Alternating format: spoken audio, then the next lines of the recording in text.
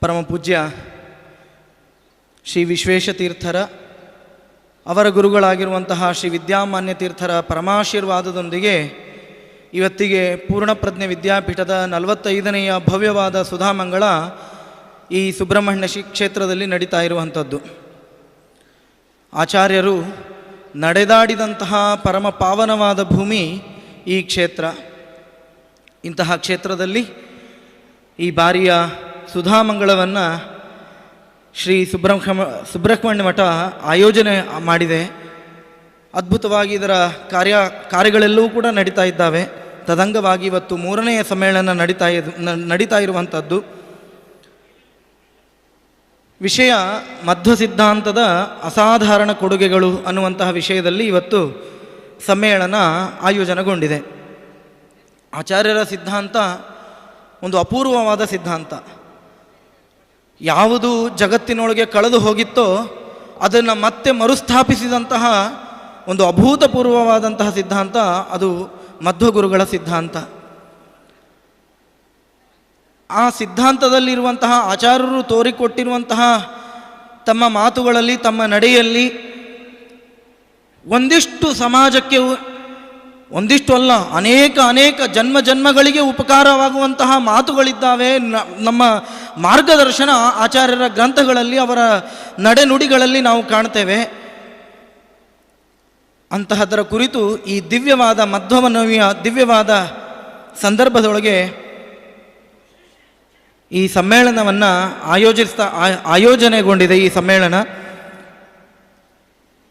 ಆ ಸಮ್ಮೇಳನದ ಅಧ್ಯಕ್ಷರಾಗಿ ಪರಮಪೂಜ್ಯ ಶ್ರೀಪಾದರು ದ್ವಯರಿದ್ದಾರೆ. ಶ್ರೀ ವಿಶ್ವಪ್ರಸನ್ನ ತೀರ್ಥ ಶ್ರೀಪಾದರು ಹಾಗೂ ಸುಬ್ರಹ್ಮಣ್ಯ ಮಠಾಧೀಶರಾದಂತಹ ಶ್ರೀ ವಿದ್ಯಾಪ್ರಸನ್ನ ತೀರ್ಥ ಶ್ರೀಪಾದರಿದ್ದಾರೆ.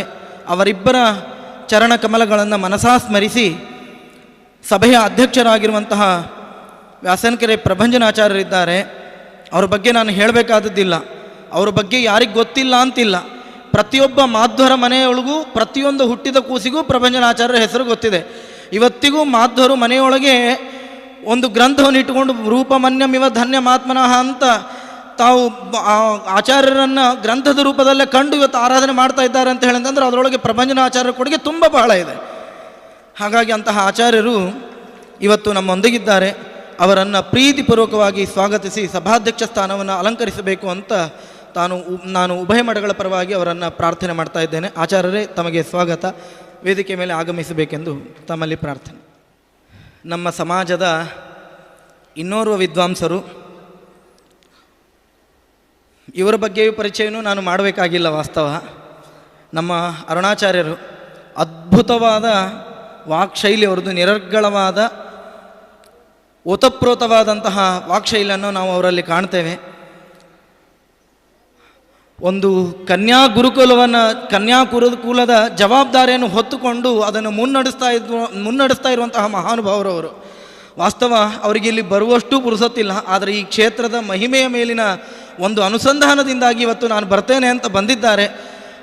ಆಚಾರ್ಯರ ಬಗ್ಗೆ ಅವರು ಕೂಡ ಮಾತನಾಡಲಿಕ್ಕಿದ್ದಾರೆ. ಆಚಾರ್ಯರ ಸಿದ್ಧಾಂತದ ಕುರಿತು ಅವರನ್ನು ಕೂಡ ಪ್ರೀತಿಪೂರ್ವಕವಾಗಿ ಉಭಯ ಮಠಗಳ ಪರವಾಗಿ ನಾನು ಸ್ವಾಗತವನ್ನು ಕೋರಿ ವೇದಿಕೆಗೆ ಆಹ್ವಾನಿಸ್ತಾ ಇದ್ದೇನೆ. ಆಚಾರ್ಯರೇ, ತಮಗೆ ಸ್ವಾಗತ. ವೇದಿಕೆಯನ್ನು ಅಲಂಕರಿಸಬೇಕಾಗಿ ಪ್ರಾರ್ಥನೆ.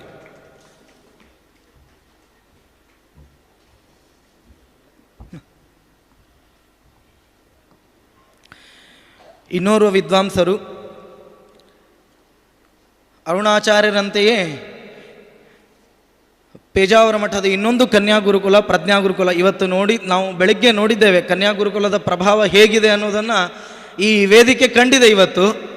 ಅಂತಹ ಗುರುಗಳ ಕನಸಿಗೆ ಬೆನ್ನೆಲುಬಾಗಿ ನಿಂತು ಇಡೀ ಕುಟುಂಬವೇ ಅದಕ್ಕೆ ಸಮರ್ಪಿಸಿಕೊಂಡಿದ್ದಾರೆ ಗುರುಮೂರ್ತಿ ಆಚಾರ್ಯರು ಮತ್ತು ಅವರ ಕುಟುಂಬ. ಒಂದು ವಿಶೇಷವಾಗಿ ಹೇಳಬೇಕು, ಅನಿವಾರ್ಯ ಇವತ್ತು ಇನ್ನೋರ್ವ ಆಚಾರ್ಯರು ಬರಬೇಕಾಗಿತ್ತು. ಕಾರಣಾಂತರಗಳಿಂದಾಗಿ ಅವರು ಬರುವುದು ಕಷ್ಟವಾದಾಗ ಹೇಳಿದ ಮರುಕ್ಷಣವೇ, ಕೇವಲ ಈಗ ಒಂದು ಅರ್ಧ ಮುಕ್ಕಾಲು ಗಂಟೆಗಳ ಹಿಂದೆಯೇ ಹೇಳಿದ ಮರುಕ್ಷಣವೇ ಆಗಲಿ ನಾನು ಬರ್ತೇನೆ ಅಂತ ಹೇಳಿ ನಮ್ಮ ಮೇಲೆ ಒಂದು ಪರಮಾನುಗ್ರಹ ಮಾಡಿದ್ದಾರೆ ಆಚಾರ್ಯರು. ಅವರನ್ನು ಕೂಡ ವೇದಿಕೆ ಮೇಲೆ ಸ್ವಾಗತಿಸಿ ಬರಮಾಡಿಕೊಳ್ತಾ ಇದ್ದೇನೆ. ಆಚಾರ್ಯರೇ, ತಮಗೆ ಸ್ವಾಗತ. ವೇದಿಕೆಯನ್ನು ಅಲಂಕರಿಸಬೇಕಾಗಿ ಪ್ರಾರ್ಥನೆ. ಜಾಲತಾಣಗಳ ಮೂಲಕ ಅನೇಕ ಸಾಮಾಜಿಕ ಜಾಗೃತಿಯನ್ನು ಮೂಡಿಸಿ ಹೆಚ್ಚು ಧರ್ಮ ಪ್ರಜ್ಞೆಯನ್ನು ಮೂಡಿಸ್ತಾ ಇರುವಂತಹ ಒಂದು ರೀತಿಯ ಅವಧೂತ ಚರ್ಯೆಯನ್ನೇ ತಮ್ಮದಾಗಿಸಿಕೊಂಡಂತಹ ಲಕ್ಷ್ಮೀಶಾಚಾರ್ಯರು ಇವತ್ತು ನಮ್ಮ ಜೊತೆಗಿದ್ದಾರೆ. ಪಲಿಮಾರು ಮಠದ ಶಿಷ್ಯರು ಅವರನ್ನೂ ಕೂಡ ಈ ವೇದಿಕೆಗೆ ಪ್ರೀತಿಪೂರ್ವಕವಾಗಿ ಉಭಯ ಮಠಗಳ ಪರವಾಗಿ ಸ್ವಾಗತಿಸಿ ಅವರನ್ನು ವೇದಿಕೆಯನ್ನಾಗಿ ಅಲಂಕರಿಸಬೇಕು ಅಂತ ಪ್ರಾರ್ಥನೆ ಮಾಡಿಕೊಳ್ತೇನೆ. ಆಚಾರ್ಯರೇ, ತಮಗೆ ಸ್ವಾಗತ. ವೇದಿಕೆಯನ್ನು ಅಲಂಕರಿಸಬೇಕು ಅಂತ ಪ್ರಾರ್ಥನೆ.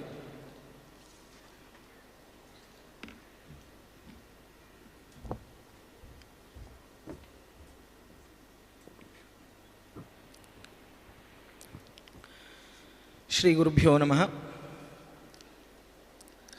ದಿವ್ಯವಾದ ಕ್ಷೇತ್ರ ವಿಷ್ಣು ತೀರ್ಥರು ತಾವು ಅತಿಯಾದ ತಪಸ್ಸಿನಿಂದಾಗಿ ಪವಿತ್ರಗೊಳಿಸಿರುವಂತಹ ಕ್ಷೇತ್ರ.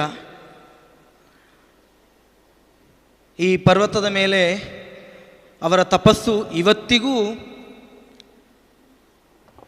ಅವರ ತಪಸ್ಸಿನ ಬಗ್ಗೆ ನಾವು ಕೇಳ್ತಾ ಇರ್ತೇವೆ. ಇತ್ತೀಚಿನವರೆಗೂ ಕೂಡ ಕೆಲವು ಪರ್ವತದ ಚಾರಣಕ್ಕೆ ಹೋದವರಲ್ಲಿಯೂ ಕೂಡ ಕೆಲವು ಕುರುಹುಗಳನ್ನು ನಾವು ಕೇಳ್ತೇವೆ. ಅದನ್ನು ಕುರುಹುಗಳನ್ನು ಕೇಳಿದಾಗ ಅದು ವಿಷ್ಣು ತೀರ್ಥರದ್ದೇ ಇರಬಹುದು ಅಂತ ಅನ್ನುವಂತಹ ಅನುಮಾನಗಳು ನಮ್ಮಲ್ಲಿ ಇನ್ನಷ್ಟು ದಟ್ಟವಾಗುವಂತಹ ಕುರುಹುಗಳು ಅವರ ಬಗ್ಗೆ ನಮಗೆ ಇವತ್ತಿಗೂ ಸಿಗುತ್ತಾ ಹೋಗ್ತಾರೆ. ಅಂತಹ ಮಹಾನುಭಾವರು ಶ್ರೀ ವಿಷ್ಣು ತೀರ್ಥರು. ಬಿಲ್ವಪರ್ಣೈ ಕ್ಷಿತೌಪನ್ನೈ ತೃಪ್ತಿಮಾನ್ ಸಲಿಲೈರಪಿ ಅಂತ ನಾರಾಯಣ ಪಂಡಿತಾಚಾರ್ಯರು ಅವ್ರ ಬಗ್ಗೆ ಹೇಳ್ತಾರೆ.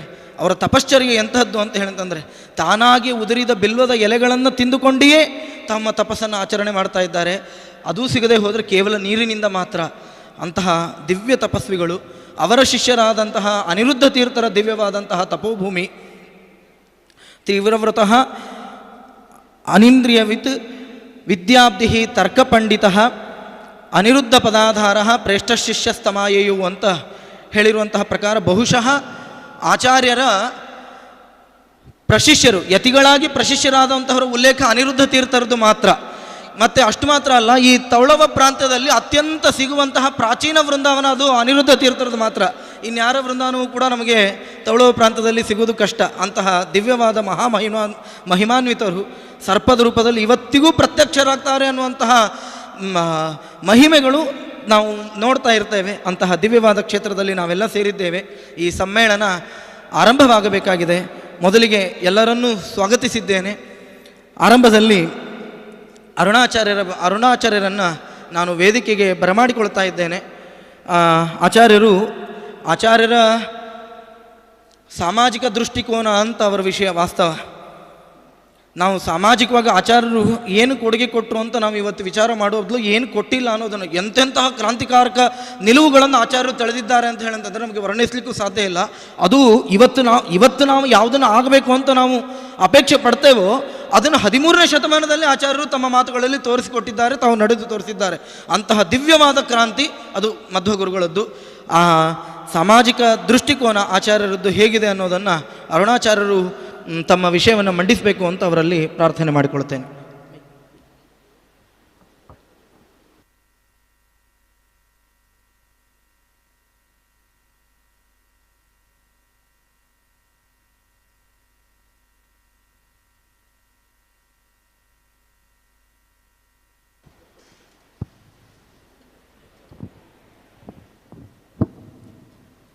ಆಚಾರ್ಯ.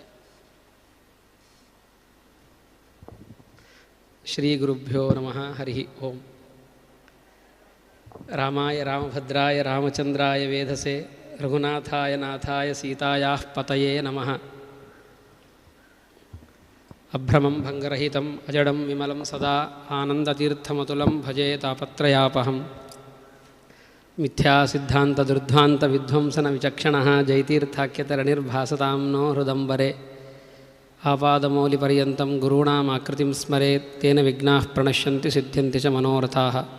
ಶ್ರೀಸತ್ಯಾತ್ಮಸಮಾರಂಭಾಂ ಟೀಕಾಕೃತ್ಪಾದಮಧ್ಯಮಾಂ ಶ್ರೀಮದಾಚಾರ್ಯಪರ್ಯಂತಾಂ ವಂದೇ ಗುರುಪರಂಪರಾಂ. ಪರಮಪೂಜ್ಯ ಪೇಜಾವರ ಮಠಾಧೀಶರ ಹಾಗೂ ಸುಬ್ರಹ್ಮಣ್ಯ ಮಠಾಧೀಶರ ಚರಣಾರವಿಂದಗಳಲ್ಲಿ ನನ್ನ ಸಾಷ್ಟಾಂಗ ನಮಸ್ಕಾರಗಳನ್ನು ಸಲ್ಲಿಸಿ, ಇಲ್ಲಿ ನೆರೆದಿರುವಂತಹ ವಿದ್ವದ್ವೃಂದ ಮತ್ತು ಅಧ್ಯಕ್ಷರಾದಂತಹ ಪ್ರಭಂಜನಾಚಾರ್ಯರಿಗೆ ಎಲ್ಲರಿಗೂ ವಂದನೆಗಳನ್ನು ಸಲ್ಲಿಸಿ ನಿಮ್ಮ ಮುಂದೆ ಒಂದೆರಡು ಮಾತುಗಳನ್ನು ಆಚಾರ್ಯರ ಸಾಮಾಜಿಕ ದೃಷ್ಟಿಕೋನ ಹೇಗಿತ್ತು ಅನ್ನೋದನ್ನು ಬಾಲನುಡಿಗಳಲ್ಲಿ ಇಡಲಿಕ್ಕೆ ಪ್ರಯತ್ನ ಮಾಡ್ತೇನೆ. ಸಾಮಾಜಿಕ ದೃಷ್ಟಿಕೋನ ಇದು ಸಾಮಾಜಿಕ ಶಬ್ದಕ್ಕೆ ಎರಡು ಅರ್ಥ ಇದೆ. ಸಾಮಾಜಿಕ ಅಂತಂದರೆ ಸಮಾಜದಲ್ಲಿ ಒಂದು ಆಗುವವನು, ಸಮಾಜದಲ್ಲಿ ಬೆರೆತು ಸಮಾಜದಲ್ಲಿ ತನ್ನನ್ನು ತಾನು ತೊಡಗಿಸಿಕೊಂಡು ಸಮಾಜಕ್ಕೆ ದಿಕ್ಕನ್ನು ಪ್ರೇರಣೆಯನ್ನು ತೋರಿಸುವ ವ್ಯಕ್ತಿಯನ್ನು ಸಾಮಾಜಿಕ ಅಂತ ಕರೆಯಲಾಗುತ್ತೆ. ಇದು ಬರೀ ನಮ್ಮ ಭಾಷಾ ಅರ್ಥ ಅಲ್ಲ, ಲೌಕಿಕವಾದಂತಹ ಪರಿಭಾಷೆಯಲ್ಲಿ ಸಾಮಾಜಿಕ ಅಂತಂದರೆ ಸಮಾಜಪರವಾದ ಕೆಲಸಗಳನ್ನು ಮಾಡೋನು ಅಂತ ಅಷ್ಟೇ ಅರ್ಥ ಅಲ್ಲ. ಇದನ್ನು ಸಂಸ್ಕೃತ, ಇದನ್ನು ವ್ಯಾಕರಣವೂ ಹೇಳುತ್ತೆ. ಸಾಮಾಜಿಕ ಅನ್ನೋ ಶಬ್ದಕ್ಕೆ ಎರಡು ಅರ್ಥ ಇದೆ. ಸಮಾಜದಲ್ಲಿ ಒಂದಾಗಿ ಸಮಾಜದ ಏಕದೇಶವಾಗಿ ಸಮಾಜವನ್ನು ಸರಿಯಾದ ದಿಕ್ಕಿನಲ್ಲಿ ತೆಗೆದುಕೊಂಡು ಹೋಗೋದು ಅಂತ ಒಂದರ್ಥ, ಸಮಾಜದ ರಕ್ಷಣೆಯನ್ನು ಮಾಡೋದು ಅಂತ ಎರಡನೇ ಅರ್ಥ.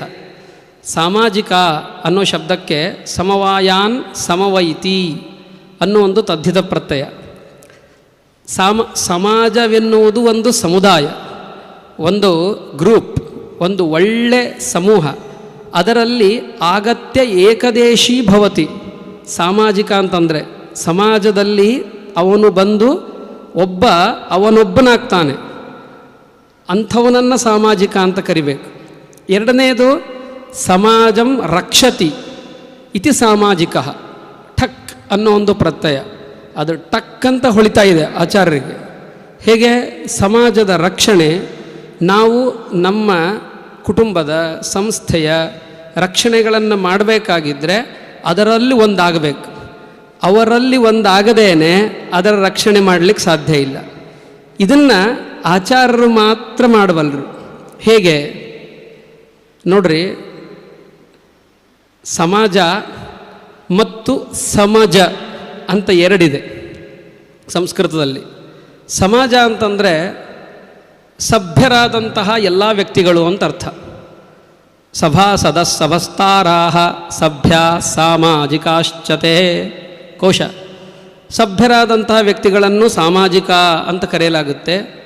ಹಾಗೂ ಸಮಜ ಅಂತಂದರೆ ಸಮಜ ಪಶುವೃಂದೇನ ವಿಪಿನೇತು ನಪುಂಸಕಂ. ಸಮಜ ಅಂತಂದರೆ ಪಶುಗಳ ಸಮೂಹ. ಪಶುಗಳ ಸಮೂಹವಾಗಿದ್ದರೆ, ಪಶುವಿನಂತಿರುವವರ ಸಮೂಹವಾಗಿದ್ದರೆ ಅದು ಸಮಾಜ ಆಗೋಲ್ಲ, ಸಮಜವಾಗುತ್ತೆ. ಸಮಜ ಅಂತಂದರೆ ಅರಣ್ಯವೂ ಹೌದು, ಸಮಜ ಅಂತಂದರೆ ಪಶು ವೃಂದವೂ ಹೌದು, ಸಮಾಜ ಅಂತಂದರೆ ಸಭ್ಯ ವ್ಯಕ್ತಿಯೂ ಹೌದು. ಅಂದರೆ ಟೋಟಲ್ ಎಲ್ಲ ಪರಿಸರ, ಪಶು, ಅರಣ್ಯ, ಸಮಾಜ, ಈ ಮೂರರಿಂದ ಏನು ಗೊತ್ತಾಯಿತು ಅಂತಂದರೆ ಸಕಲ ಜೀವಿಗಳು ಅಂತ ಹೇಳಿದಂತಾಯಿತು. ಅರಣ್ಯ ಅಂತಂದರೆ ಸ್ಥಿರವಾದಂತಹ ಚಲವಲ್ಲದ ಜೀವಿಗಳು, ಜಂಗಮಗಳಲ್ಲದ್ದು. ಹಾಗೂ ಸಮಾಜಗಳಿಂದಾಗಿ ಚಲಜೀವಿಗಳು, ಎಲ್ಲ ಪ್ರಾಣಿಗಳು. ಈ ಮೂರರಲ್ಲಿಯೂ ಕೂಡ ಆಚಾರ್ಯರು ಒಂದಾಗಿಯೇನೇ ಕೆಲಸ ಮಾಡ್ತಾ ಇರೋದು. ಆಚಾರ್ಯರ ಮೊದಲ ಸಾಮಾಜಿಕತೆ ಏನು ಅಂತಂದರೆ, ಆಚಾರ್ಯರು ಎಲ್ಲ ಈ ಮೂರು ಜನರಲ್ಲಿದ್ದಾರೆ. ಆಚಾರ್ಯರ ಮೂಲ ಸ್ವರೂಪ ಪ್ರಾಣಸ್ವರೂಪ. ಆ ಪ್ರಾಣಸ್ವರೂಪರಾದಂತಹ ಆಚಾರ್ಯರು ಏನಾದರೂ ನಮ್ಮನ್ನು ಬಿಟ್ಟರೆ ಆವಾಗ ಯಾವ ಸಮಾಜವೂ ಇಲ್ಲ, ಯಾವ ಸಮಜವೂ ಇಲ್ಲ. ಏತದ್ ಬಾಣಮವಷ್ಟಭ್ಯ ವಿಧಾರಯಾಮೀತಿ ಷಟ್ಪ್ರಶ್ನದಲ್ಲಿ ಆಚಾರ್ಯರು ಹೇಳಿದರು. ಆಚಾರ್ಯರ ಮಹತ್ವ ಏನು ಅಂತಂದರೆ, ಯಾವ ಪ್ರಾಣದೇವರು ಇದ್ದರೆ ಮಾತ್ರ ಸಮಾಜ ಹಾಗೂ ಸಮಜ ಯಾವುದೇ ಆಗಲಿ ಅದು ನಿಲ್ಲುತ್ತೆ, ಅದು ಗಟ್ಟಿಯಾಗಿ ನಿಲ್ಲುತ್ತೆ, ಅದು ಬಾಳುತ್ತೆ, ಅದು ಬದುಕುತ್ತೆ. ಇದಕ್ಕೆ ಯಾರು ಮುಖ್ಯ ಕಾರಣ ಅಂತಂದರೆ ಮೊದಲು ಆಚಾರ್ಯರು. ಈ ಆಚಾರ್ಯರು, ವಾಯುದೇವರು, ಇವರು ಈ ಮೂರು ಜನರಲ್ಲಿ, ಗಿಡದಲ್ಲಿ, ಅರಣ್ಯಗಳಲ್ಲಿ, ಸಮಾಜದ ಪಶುಗಳಲ್ಲಿ, ಮನುಷ್ಯರಲ್ಲಿ ಯಾರಲ್ಲೇ ಆಗಲಿ ಆಚಾರ್ಯರನ್ನು ಬಿಟ್ಟು, ಪ್ರಾಣರನ್ನು ಬಿಟ್ಟು ನಾವು ಯಾರೂ ನಿಲ್ಲಿಕ್ಕಾಗೋಲ್ಲ. ಹಾಗಾದರೆ ನಾವು ಇವತ್ತೆಲ್ಲ ನಿಲ್ತಾ ಇದ್ದೀವಿ ಅಂತಂದರೆ ಆಚಾರ್ಯರ ಸಾಮಾಜಿಕತ್ವದ ಒಂದು ಕೊಡುಗೆ. ಆಚಾರ್ಯರು ಸಾಮಾಜಿಕರಾಗಿದ್ದಾರೆ. ಆಚಾರ್ಯ ಸ್ವಯಂ ಸಾಮಾಜಿಕರು. ಯಾಕೆ? ಸಮಾಜಂ ರಕ್ಷತಿ, ಈ ಅರ್ಥದಲ್ಲಿಯೇ ಸಾಮಾಜಿಕ ಶಬ್ದವನ್ನು ವಿಧಾನ ಮಾಡಲಾಗಿದೆ. ಅಷ್ಟೇ ಅಲ್ಲ, ಸಮಾಜದ ಒಳಗೆ ಏಕದೇಶೀಭೂತ್ವ ರಕ್ಷತಿ, ಒಬ್ಬನು ಸಮಾಜದೊಳಗೊಂದಾಗಿ ರಕ್ಷಣೆ ಮಾಡ್ತಾರಲ್ಲ ಅಂಥವರನ್ನು ಸಾಮಾಜಿಕ ಅಂತ ಅನ್ಬೇಕು.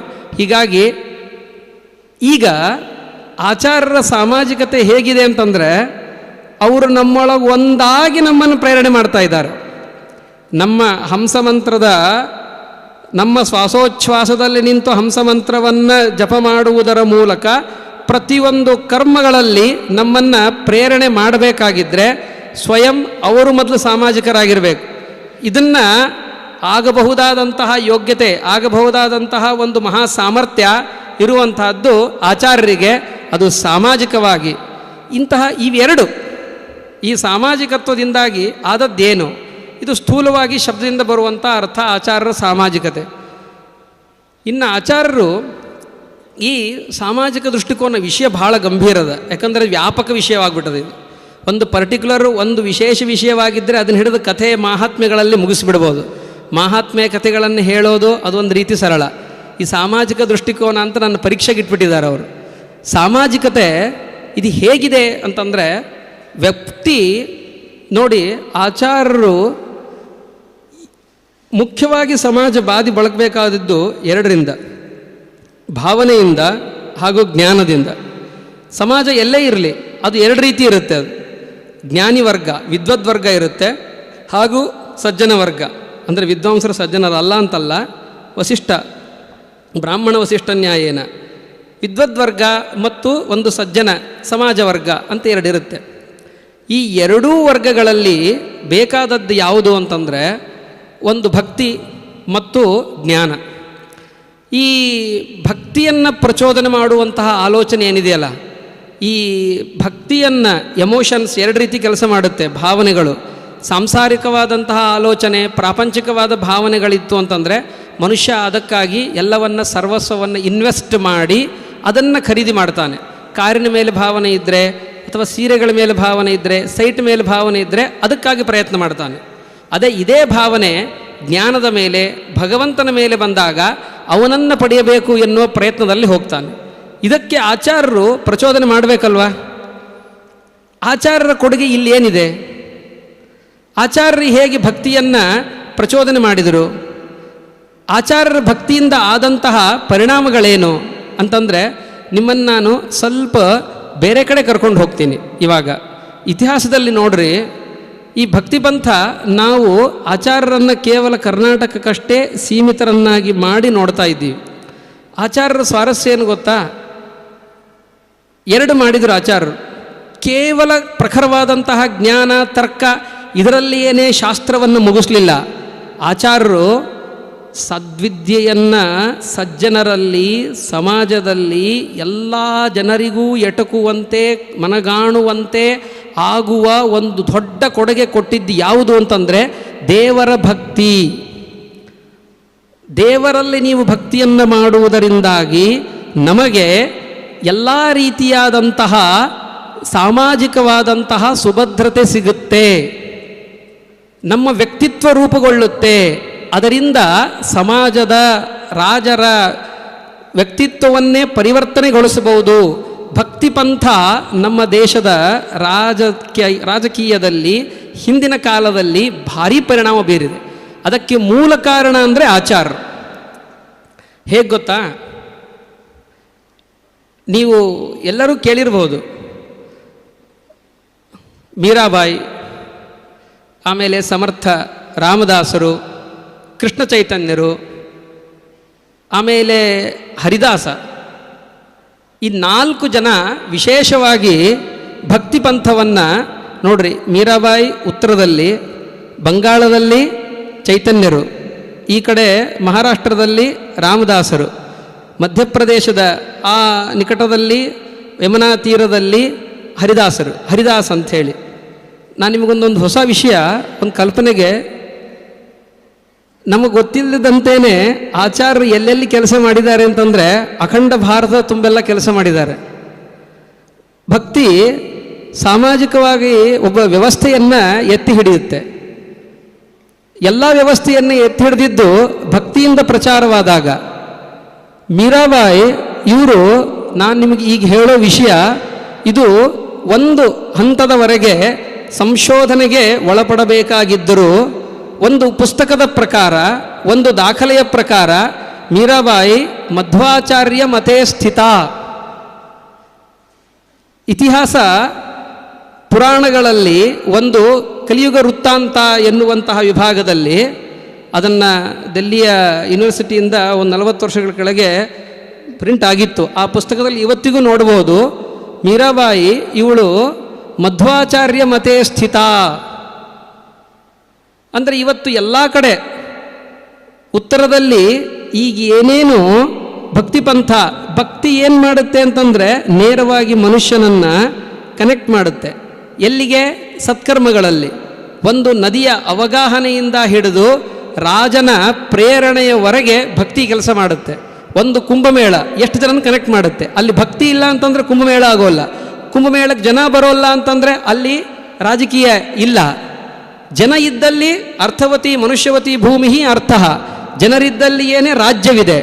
ಜನ ರಾಜ್ಯದಲ್ಲಿ ಒಂದೆಡೆ ಸೇರುವುದು ಭಕ್ತಿಯ ಕಾರಣದಿಂದಾಗಿ. ಭಕ್ತಿಗೆ ಪ್ರೇರಣೆ ಆಗೋರು ಅವರನ್ನು ಏನಂತ ಕರೀತಾರೆ? ಪ್ರವರ್ತಕರು ಅಂತ ಕರೀತಾರೆ. ಇಲ್ಲಿ ಆಚಾರ್ಯರು ಇಂತಹ ವಿಚಾರಗಳನ್ನು ಯಾಕೆ ಇಡೀ ಭಾರತವನ್ನೆಲ್ಲ ಓಡಾಡಿದರು ಅಂತಂದರೆ ಅಲ್ಲಲ್ಲಿ ಭಕ್ತಿಯ ಬೀಜವನ್ನು ಅವರು ಬಿತ್ತಬೇಕಾಗಿತ್ತು. ಅದರ ಪರಿಣಾಮ ಮೀರಾಬಾಯಿ ಅಂಥವರಲ್ಲಿಯೂ ಇದೆ. ನಾವು ಆ ಅವುಗಳ ಪ್ರಾಮಾಣ್ಯವನ್ನು ಹಾಗೆಯೇ ಇವತ್ತಿಗೆ ನಂಬುವುದಾದರೆ ಮೀರಾಬಾಯಿ ಮಧ್ವಾಚಾರ್ಯ ಮತೇ ಸ್ಥಿತ. ಇನ್ನೊಬ್ಬರು ಪುರಂದರದಾಸರು. ಪುರಂದರದಾಸರಿಗೂ ನೀವು ತಾನ್ಸೇನ್ ಕೇಳಿರ್ತೀರಿ, ಗಾನ್ಸೇನ್, ಹೌದಾ? ಬೈಜು ಬಾವ್ರಾ, ತಾನ್ಸೇನ್, ಇವರ ಗುರುಗಳು ಒಬ್ಬರಿದ್ದರು. ಅವ್ರು ಯಾರು ಅಂತಂದರೆ ಹರಿದಾಸ್ ಅಂಥೇಳಿ, ಯಮುನೆಯ ತೀರದಲ್ಲಿ. ಆ ಹರಿದಾಸ ಗುರುಗಳು ಯಾರು ಗೊತ್ತಾ? ಪುರಂದರದಾಸರು. ಅಂದರೆ ಸಂಗೀತದ ಪರಂಪರೆ, ಭಕ್ತಿಯ ಪರಂಪರೆ ಪ್ರಾರಂಭ ಎಲ್ಲಿ ಆಯಿತೋ, ಈ ನಮ್ಮ ಸಂಗೀತದ ಕಾಲ ಅನಾದಿ ಕಾಲ ನಡೀತಾ ಇರ್ಬೋದು. ಪ್ರಸಿದ್ಧಿಗೆ ಬಂದದ್ದು ಯಾವ ತಾನಸೇನ್ ಗಾನಸೇನಿಂದಂತೇನು ಹೇಳ್ತೀವಿ, ಅವರ ಗುರುಗಳು ಹರಿದಾಸ ಮಥುರೆಯಲ್ಲಿದ್ದವರು. ಅವರಿಗೂ ಇವತ್ತಿಗೂ ಅವ್ರು ಇದನ್ನು ತೋರಿಸ್ತಾರೆ ಅಲ್ಲಿ. ಅವರಿಗೆ ಗುರುಗಳಾದವರು ಪುರಂದರದಾಸರು, ಕರ್ನಾಟಕ ಸಂಗೀತ ಪಿತಾಮಹರು. ಇದನ್ನು ಕರ್ನಾಟಕ ಸಂಗೀತದವರೇ ಹೇಳ್ತಾರೆ. ಪುರಂದರದಾಸರ ಮೇಲೆ ಯಾರ ಪರಿಣಾಮ? ಆಚಾರ್ಯರದು. ಆಚಾರ್ಯರ ಭಕ್ತಿ ಇದೆ, ಅವರ ಪ್ರೇರಣೆ ಇದೆ. ಹೀಗಾಗಿ ಆಚಾರ್ಯರು ಮಾಡಿದ ಕೆಲಸ ಏನು ಅಂತಂದರೆ ಭಕ್ತಿಯ ಪ್ರೇರಣೆಯನ್ನು ಜ್ಞಾನಗಳ ಮೂಲಕ, ತಮ್ಮ ತತ್ವಜ್ಞಾನದ ಮೂಲಕ, ಶಿಷ್ಯ ಪರಂಪರೆಯ ಮೂಲಕ ಸಾಮಾನ್ಯರಿಗೆ ಏನು ಮುಟ್ಟಿಸಿದ್ರಲ್ಲ, ಅದು ಒಂದು ಬಹಳ ವ್ಯವಸ್ಥಿತವಾದಂತಹ ಒಂದು ಕರ್ಮಕಾಂಡ. ಇದು ಅದು ಬಹಳ ದೊಡ್ಡ ವ್ಯವಸ್ಥಿತ ಜಾಲ. ಅದು ಯಾವಾಗಲೂ ನಾವು ಜಗತ್ತು ನಡೆಯೋದು ಆಲೋಚನೆಗಳ ಮೇಲೆ, ಜಗತ್ತು ಆಲೋಚನೆ ಮೇಲೆ ನಡೆಯುತ್ತೆ. ನಾವು ಏನು ಆಲೋಚನೆ ಮಾಡ್ತೀವಿ, ನಮ್ಮನ್ನು ಹೇಗೆ ಯಾರು ಟ್ಯೂನ್ ಮಾಡ್ತಾರೋ ಹಾಗೆ ನಾವು ಪ್ರೇರಿತರಾಗಿ ಕೆಲಸ ಮಾಡ್ತೀವಿ. ಅದನ್ನು ಆಚಾರ್ಯ ಚೆನ್ನಾಗಿ ಹಿಡಿದಿದ್ರು. ಅದನ್ನು ಯಾವ ವ್ಯಕ್ತಿಗೆ ಏನು ಕೊಡಬೇಕು ಅಂತನ್ನೋದು ಆ ವ್ಯಕ್ತಿಗೆ ಚೆನ್ನಾಗಿ ಗೊತ್ತು. 15ನೇ ಸರ್ಗದಲ್ಲಿ ಒಂದು ಮಾತಿದೆ, ಮಧ್ವ ಪ್ರಶಿಷ್ಯ ಬಹವಃ ಯೇಷಾಂ ಶಿಷ್ಯ ಮುಹುಸ್ತಥಾ ಅಲಂಚಕ್ರುರಲಂ ಪೃಥ್ವೀಂ ಸರ್ವೇ ಸದ್ಗುಣಭೂಷಣಾ. ನೋಡ್ರಿ, ಮಧ್ವ ಪ್ರಶಿಷ್ಯಾ ಬಹವಃ. ಮಧ್ವಾಚಾರ್ಯರ ಶಿಷ್ಯರ ಶಿಷ್ಯ ಪ್ರಶಿಷ್ಯರು ಇವರೇ 100. ಅವರ ಯೇಷಾಂ ಶಿಷ್ಯ ಮುಹುಸ್ತಥ, ಅವರ ಶಿಷ್ಯರು ಪ್ರಶಿಷ್ಯರ ಶಿಷ್ಯರು ಕೂಡ 100 ಜನ. ಅಲಂಚಕ್ರುರಲಂ ಪೃಥ್ವೀಂ. ಅದನ್ನು ಸುಮ್ಮನೆ ನಾರಾಯಣ ಪಂಡಿತಾಚಾರ್ಯ ಸುಮ್ಮನೆ ಹೇಳಿದ್ದಲ್ಲ. ಆಚಾರ್ಯ ಸಿದ್ಧಾಂತವನ್ನು ನಾವು ಕೇವಲ ಕರ್ನಾಟಕಕ್ಕೆ, ಬಹಳ ಅಂತಂದರೆ ಒಂಚೂರು ಆಂಧ್ರ ಮತ್ತು ತಮಿಳುನಾಡು, ಮಹಾರಾಷ್ಟ್ರದ ಕೆಲವೊಂದು ದಕ್ಷಿಣ ಈ ಭಾಗಕ್ಕಷ್ಟೇ ಸೀಮಿತವನ್ನಾಗಿ ನೋಡ್ತಾ ಇದ್ದೀವಿ. ಹಾಗಿಲ್ಲ. ನಾರಾಯಣ ಪಂಡಿತಾಚಾರ್ಯ ಆ ದಾಖಲೆ ಮಾಡ್ತಾರಲ್ಲ, ವ್ಯಾಪಕವಾದಂತಹ ಶಬ್ದ, ವ್ಯಾಪಕವಾದಂಥ ಅರ್ಥ ಇದೆ ಆ ವಾಕ್ಯಕ್ಕೆ, ಆ ಶ್ಲೋಕಕ್ಕೆ. ಮಧ್ವ ಪ್ರಶಿಷ್ಯ ಬಹವಃ ಅಲಂಚಕ್ರುರಲಂ ಪೃಥ್ವಿ. ಪೃಥ್ವಿಯಲ್ಲಿ ಶ್ರೇಷ್ಠವಾದದ್ದು ಭಾರತ. ಭಾರತದಲ್ಲಿ ಎಲ್ಲ ಕಡೆ ಇದ್ದರೆ ಅದು ಪೃಥ್ವಿಯೇ. ಪೃಥ್ವಿ ಏಕದೇಶವಾದರೂ ಅದು ಪರಿಶುದ್ಧವಾದದ್ದು, ಪರಮ ಪವಿತ್ರವಾದ ಭಾರತವೇ. ಆದ್ದರಿಂದಾಗಿ ಅದನ್ನೇ ಪೃಥ್ವಿ ಅಂತ ಕರೆಯೋದು. ಇದು ವಾಡಿಕೆ. ಇದು ಇಲ್ಲಿ ಎಲ್ಲ ಅವರ ಜನರು ಇದ್ದರು. ಸರ್ವೇ ಸದ್ಗುಣ ಭೂಷಣ ಅಂತ ಹೇಳಬೇಕಾಗಿದ್ದರೆ ಈಗ ನಾವು ಮೀರಾಬಾಯಿನೇ ಇರಲಿ, ಬಂಗಾಳದ ಚೈತನ್ಯ ಅವರೇ ಇರಲಿ, ಇವರು ಎಲ್ಲರೂ ಮಧ್ವಾಚಾರ್ಯರ ಆ ಭಕ್ತಿಯ ಪಂಥಕ್ಕೆ ಬೆರಗಾಗಿ ತಮ್ಮನ್ನು ತಾವು ಒಪ್ಪಿಸಿಕೊಂಡು ಪ್ರಚಾರವನ್ನು ಮಾಡಿದವರು. ಹೀಗಾಗಿ ಗೊತ್ತಿಲ್ಲದೇನೆ ಆಚಾರ್ಯರು ಮೊದಲು ಒಂದು ಒಳ್ಳೆ ಕೆಲಸ ಮಾಡಿದ್ದು ಏನು ಅಂತಂದರೆ, ಆಚಾರ ಮಾಡೋ ಕೆಲಸಗಳೆಲ್ಲ ಒಳ್ಳೆವೇ. ಮತ್ತು ಒಂದು ಒಳ್ಳೆ ಆಚಾರ್ಯರಿಂದ ನಾವು ಹೆಮ್ಮೆಯಿಂದ ಹೇಳ್ಕೊಳ್ಬೋದಾದ್ದು ಏನು ಅಂತಂದರೆ, ಇವತ್ತು ಭಾರತದ ಅಸ್ಮಿತೆ ಏನು ಭಕ್ತಿಯ ಮೇಲೆ ನಿಂತಿದೆಯಲ್ಲ, ಆ ಭಕ್ತಿಯ ಮೇಲೆ ನಿಂತ ಈ ಅಸ್ಮಿತೆಯ ಬುನಾದಿಯಾಗಿ ಆಚಾರ್ಯರು ಮೊದಲು ಅದನ್ನು ಇಟ್ಟಿದ್ರು ಅನ್ನೋಲ್ಲಿ ಯಾವುದೇ ಸಂಶಯ ಇಲ್ಲ.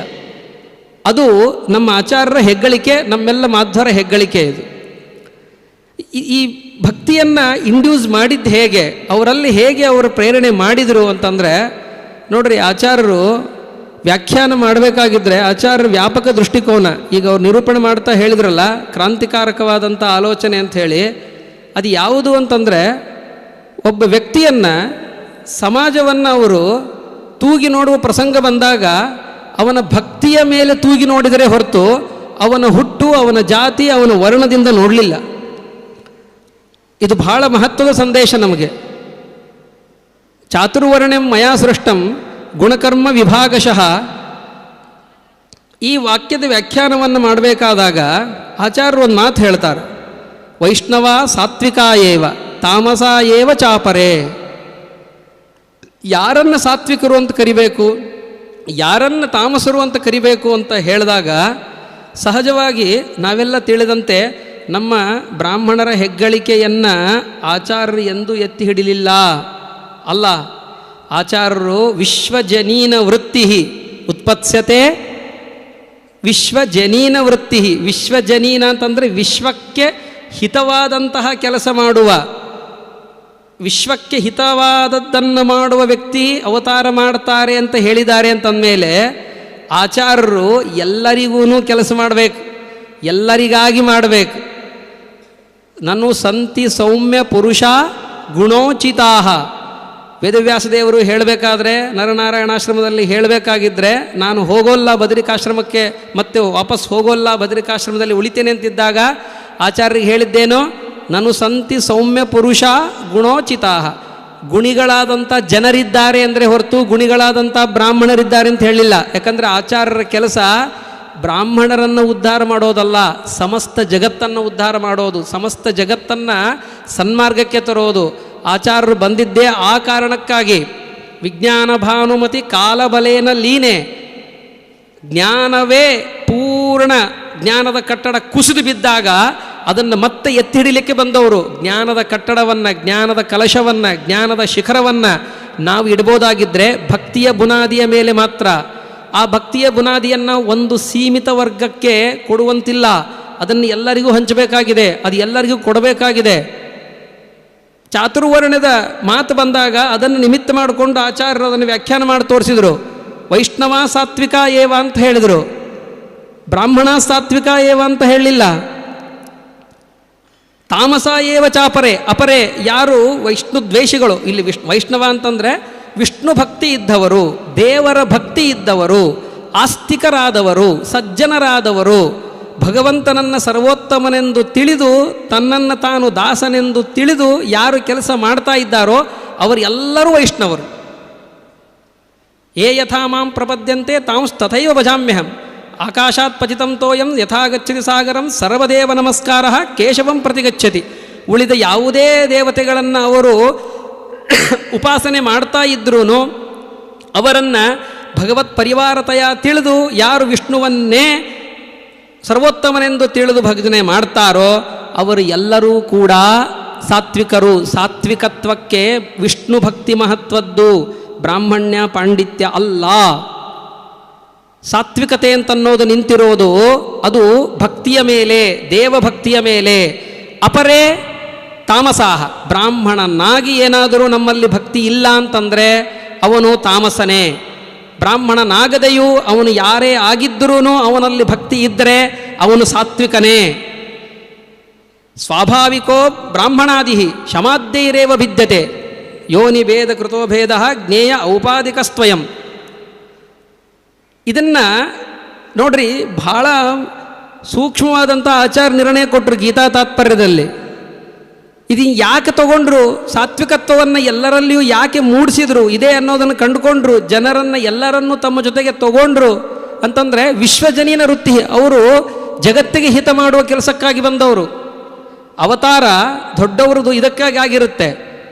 ಅವತಾರ ಅಂದ್ರೇ ಇಳಿಯೋದು ಅಂತ ಅರ್ಥ. ಎಷ್ಟು ಇಳಿಬೇಕು ಮನುಷ್ಯ ಅಂತಂದರೆ ಅತೀ ಸಣ್ಣ ಮಟ್ಟಕ್ಕೂ ಇಳಿದು ಅವನಿಗೆ ಬೇಕಾದದ್ದನ್ನು ಕೊಡಬೇಕು. ಜಗತ್ತಿನಲ್ಲಿ ಯಾರು ಸಣ್ಣವರು ಅಂತ ತಿಳಿದಿದ್ದಾರೋ ಅವರ ಮಟ್ಟಕ್ಕೂ ಇಳಿದು ಅವರಿಗೂ ಏನು ಬೇಕೋ ಅದನ್ನು ಕೊಟ್ಟರೇ ಅದು ಅವರ ಅವತಾರ ಪರಿಪೂರ್ಣ ಆಗುತ್ತೆ. ಶಾಲೆಗಳಲ್ಲಿ ಟೀಚರ್ಸ್, ಶಿಕ್ಷಕಿಯರು 1ನೇ ತರಗತಿಯ ವಿಹಾರದ ಮಕ್ಕಳಿಗೆ ಪಾಠ ಹೇಳಬೇಕಾಗಿದ್ದರೆ ಅವರ ಮಟ್ಟಕ್ಕೆ ಇಳಿಯಬೇಕಾಗುತ್ತೆ. ಬೌದ್ಧಿಕವಾಗಿ ತಮ್ಮನ್ನು ತಾವು ಆ ಮಟ್ಟಕ್ಕೆ ಸಿಂಕ್ರೊನೈಸ್ ಮಾಡ್ಕೊಳ್ಬೇಕಾಗತ್ತೆ. ಇಳಿದು ಮಾತಾಡಿದರೆ ಅವರಿಗೆ ವಿದ್ಯೆ ಹೋಗುತ್ತೆ. ಹಾಗೆ ಆಚಾರ್ಯರ ದೃಷ್ಟಿಯಲ್ಲಿ ನಾವು ಎಲ್ಲರೂ ಅತ್ಯಂತ ಶಿಶುಗಳು. ನಾವಷ್ಟೇ ಅಲ್ಲ, ಎಲ್ಲ ಅಂದರೆ ಎಲ್ಲ, ಸಮಸ್ತ 2 ಕಾಲಿನ ಪ್ರಾಣಿಗಳೆಲ್ಲವೂ ಆಚಾರ್ಯರು. ಹೀಗಾಗಿ ಯಾರ್ಯಾರು ಸಾತ್ವಿಕರೋ, ಯಾರಿಗೆ 2 ಕಾಲಿದೆಯೋ ಅವರು ಎಲ್ಲರಿಗೂ ಹೇಳಬಹುದಾದಂತಹ ಒಂದು ವಿಚಾರ ಆಚಾರ ಕೊಟ್ಟಿದ್ದು ಯಾವುದು ಅಂತಂದರೆ, ಸಾತ್ವಿಕತೆ ಇದು ಯಾವುದೇ ಒಂದು ವರ್ಗಕ್ಕೆ ಸೀಮಿತ ಅಲ್ಲ. ಇದನ್ನು ಘಂಟಾಘೋಷವಾಗಿ ಹೇಳಿದರು. ಇದೊಂದು ದೊಡ್ಡ ಸಾಮಾಜಿಕ ದೃಷ್ಟಿ ಆಚಾರ್ಯರದು. ಕೇವಲ ಒಂದು ಸೆಕ್ಟ್ ಆಫ್ ದ ಪೀಪಲ್ ಅವರ ಉದ್ಧಾರಕ್ಕಾಗಿ ಆಚಾರ್ಯರು ಬರಲಿಲ್ಲ, ಎಲ್ಲರ ಉದ್ಧಾರಕ್ಕಾಗಿ ಬಂದರು. ಅದರ ಪರಿಣಾಮ ಆಗಿದ್ದೇನು ಗೊತ್ತಾ? ಈ ಭಕ್ತಿಯ ಮೂಮೆಂಟ್ ಏನು ಮಾಡ್ತು ಅಂತಂದರೆ, ಒಂದು ನಮ್ಮ ದೇಶವನ್ನೇ ದೊಡ್ಡ ಸಮಸ್ಯೆಯಿಂದ ಪಾರು ಮಾಡ್ತು. ನಾನು ಈಗ ಹೇಳೋ ಮಾತು ಇದು ಬಹಳ ಮಹತ್ವದ್ದಿದೆ. ದಾಸಬೋಧ ಅಂತ ಒಂದು ಗ್ರಂಥ ಇದೆ. ಈ ರಾಮದಾಸರು ನೀವೆಲ್ಲರನ್ನೂ ಕೇಳಿರ್ಬೋದು.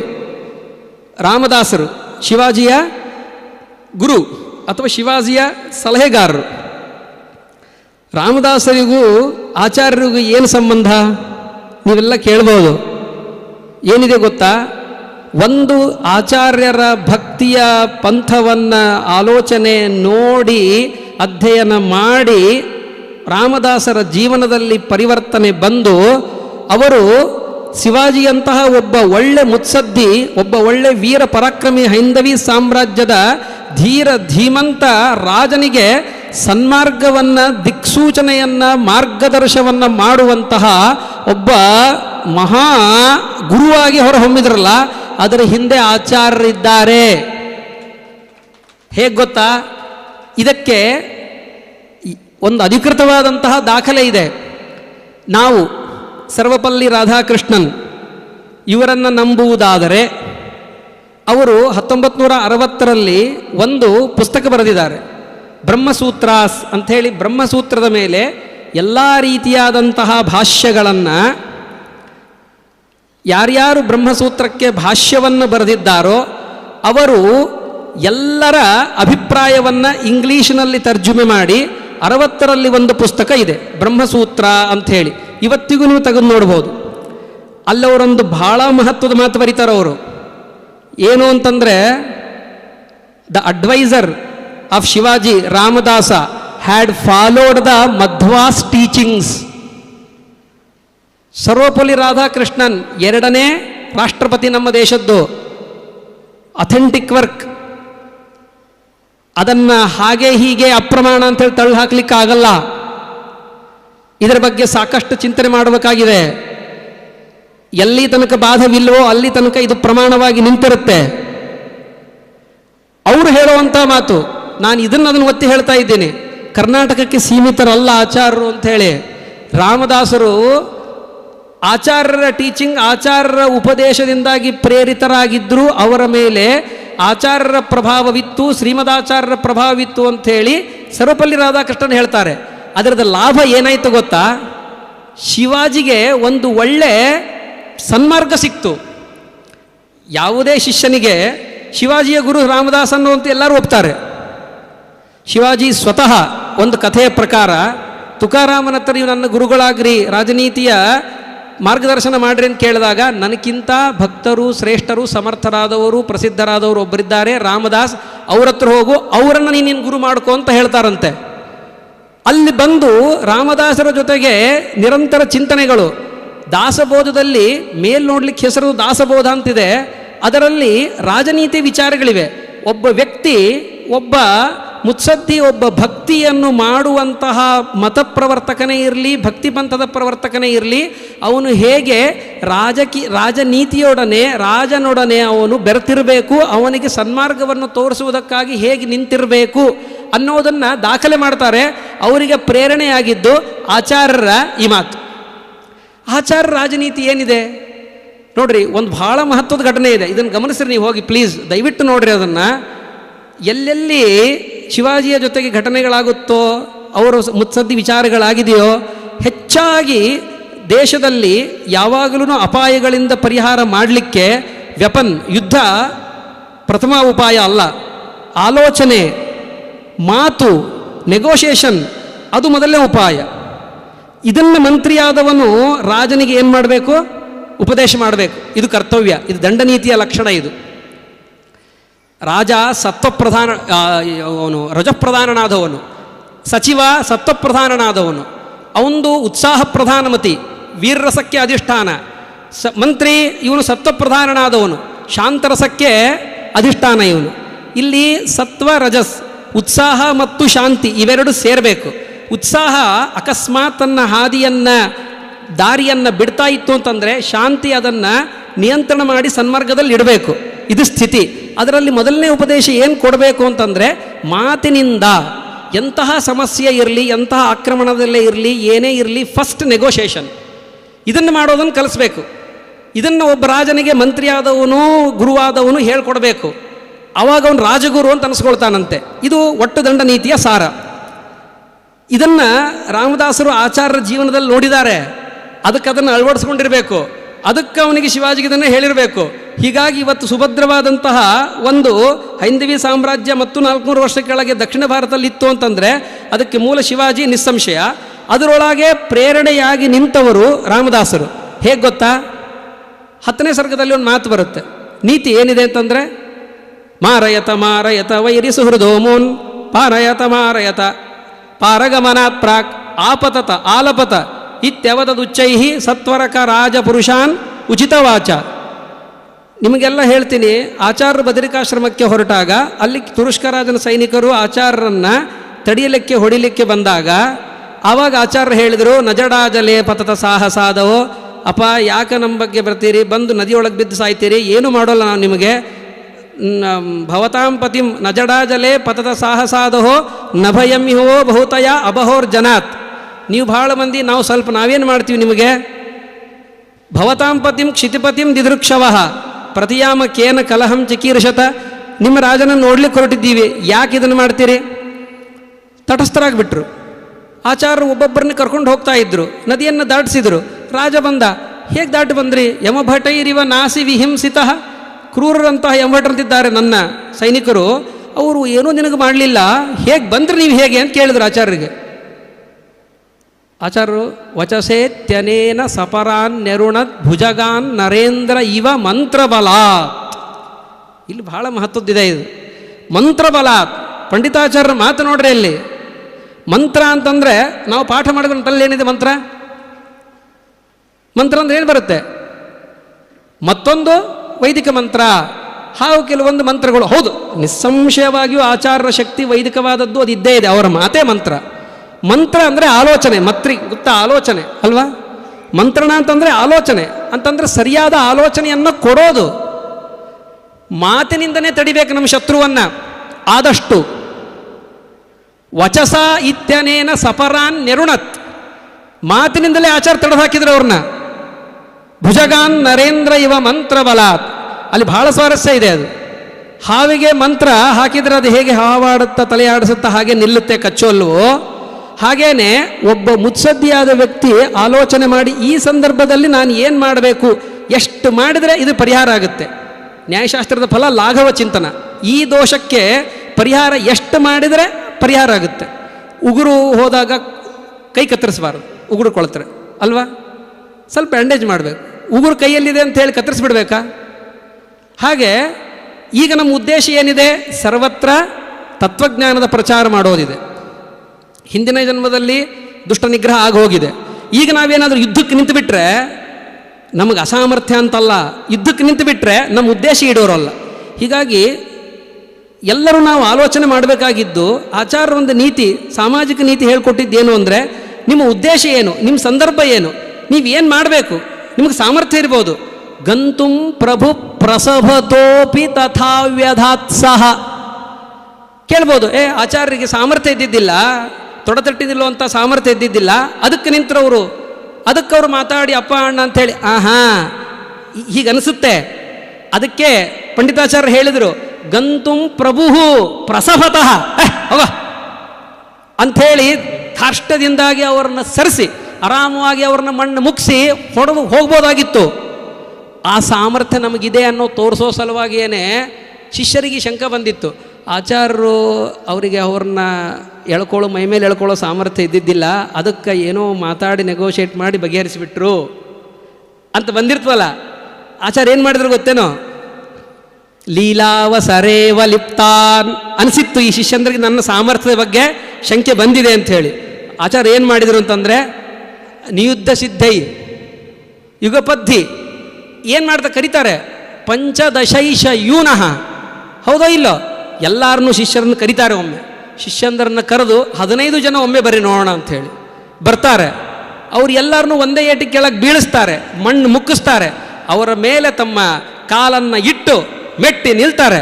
ಅವಾಗ ಎಲ್ಲರೂ ಏನು ಹೇಳಿದರು, ಸೌಮೇರವಂ ಗೌರವಮಾವಹಂತಿ ತವಾಂಗ ಮಂಗಾಂಗುಲ ಯಶ್ಚ ನೊಂಗೆ ಸ್ವಾಮಿನ್ ವಿಮುಂಚ ಇತ್ಯವದಂಸ್ತದಾತೆ.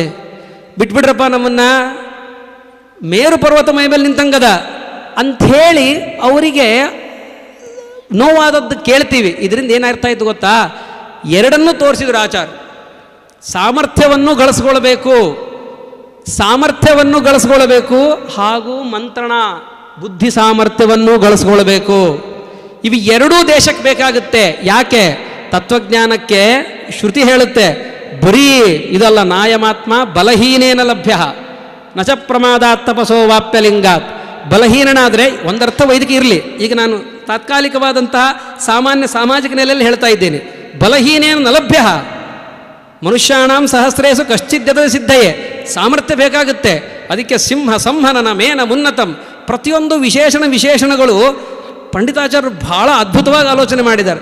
ನಮ್ಮ ಮಧ್ವಿಜಯವನ್ನೇ ನಾವು ಸಾಮಾಜಿಕ ದೃಷ್ಟಿಯಲ್ಲಿ, ಅರ್ಥನೀತಿಯ ದಂಡನೀತಿಯ ದೃಷ್ಟಿಯಲ್ಲಿ ನೋಡಿದಾಗ ಅದೇ ಶಬ್ದಗಳೇನೆ ಹೇಗೆ ಕನ್ವರ್ಟ್ ಆಗುತ್ತೆ, ನಮಗೆ ಅದೇ ಪ್ರಸಂಗಗಳು ಹೇಗೆ ಆಗುತ್ತೆ ಅಂತಂದರೆ, ಹೌದಲ್ವಾ, ಎಷ್ಟು ಚೆನ್ನಾಗಿ ನೆಗೋಷಿಯೇಟ್ ಮಾಡಿದ್ರು. ವಚಸ ದಾಸಬೋಧದಲ್ಲಿ ರಾಮದಾಸರು ಮಾತಿಗೆ, ನೆಗೋಷಿಯೇಷನ್ಗೆ ಹೇಗೆ ಸಾಮರ್ಥ್ಯ ಇರುತ್ತೆ, ಅದರ ಜೊತೆಗೆ ದೇಹದ ಸಾಮರ್ಥ್ಯವನ್ನು ಎಲ್ಲರೂ ಬೆಳೆಸ್ಕೊಳ್ಬೇಕು.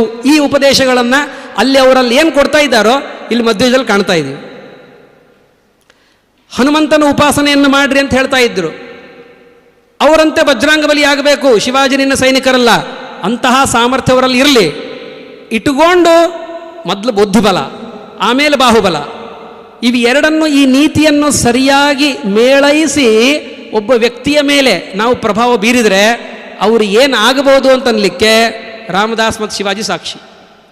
ಇದನ್ನು ಸರ್ವಪಲ್ಲಿ ರಾಧಾಕೃಷ್ಣನ್ ದಾಖಲೆ ಮಾಡ್ತಾರೆ. Adviser of Shivaji Ramdas had followed Madhva's teachings.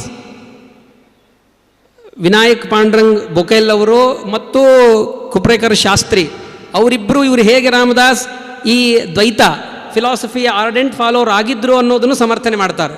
ಅಂದರೆ ನೋಡ್ರಿ, ಆಚಾರ್ಯ ಇಲ್ಲೇ ಕುತ್ಕೊಂಡು ಒಂದು ವ್ಯಕ್ತಿ ಬೆಳಕು ಮೂಡ್ತು ಅಂತಂದರೆ ಆ ವ್ಯಕ್ತಿಯಲ್ಲಿ ಹೇಗದು ಗೊತ್ತಿಲ್ಲದೇನೆ ನೂರಾರು ಜನರ ಜ್ಞಾನವನ್ನು ಬೆಳಗಿಸುತ್ತೆ, ಅಜ್ಞಾನವನ್ನು ಪರಿಹಾರ ಮಾಡುತ್ತೆ. ಅದಕ್ಕೆ ಇದೇ ಸಾಕ್ಷಿ. ಹೀಗಾಗಿ ಆಚಾರ್ಯರ ಸಾಮಾಜಿಕ ದೃಷ್ಟಿಯನ್ನು ನಾವು ನೋಡ್ತಾ ಇದ್ವಿ ಅಂತಂದರೆ ಮೊದಲು ನಮ್ಮ ಕಲ್ಪನೆ ಬರೋದು ಅವರ ಮಂತ್ರಶಕ್ತಿ ಹಾಗೂ ಅವರ ದೈಹಿಕ ಶಕ್ತಿ. ಇವು ಎರಡನ್ನೂ ಸಮಾಜಕ್ಕೆ ಅವರು ಕೊಡ್ತಾ ಇದ್ದಾರೆ. ಹಾಗೆ ಇದರಲ್ಲಿ ಮನುಷ್ಯ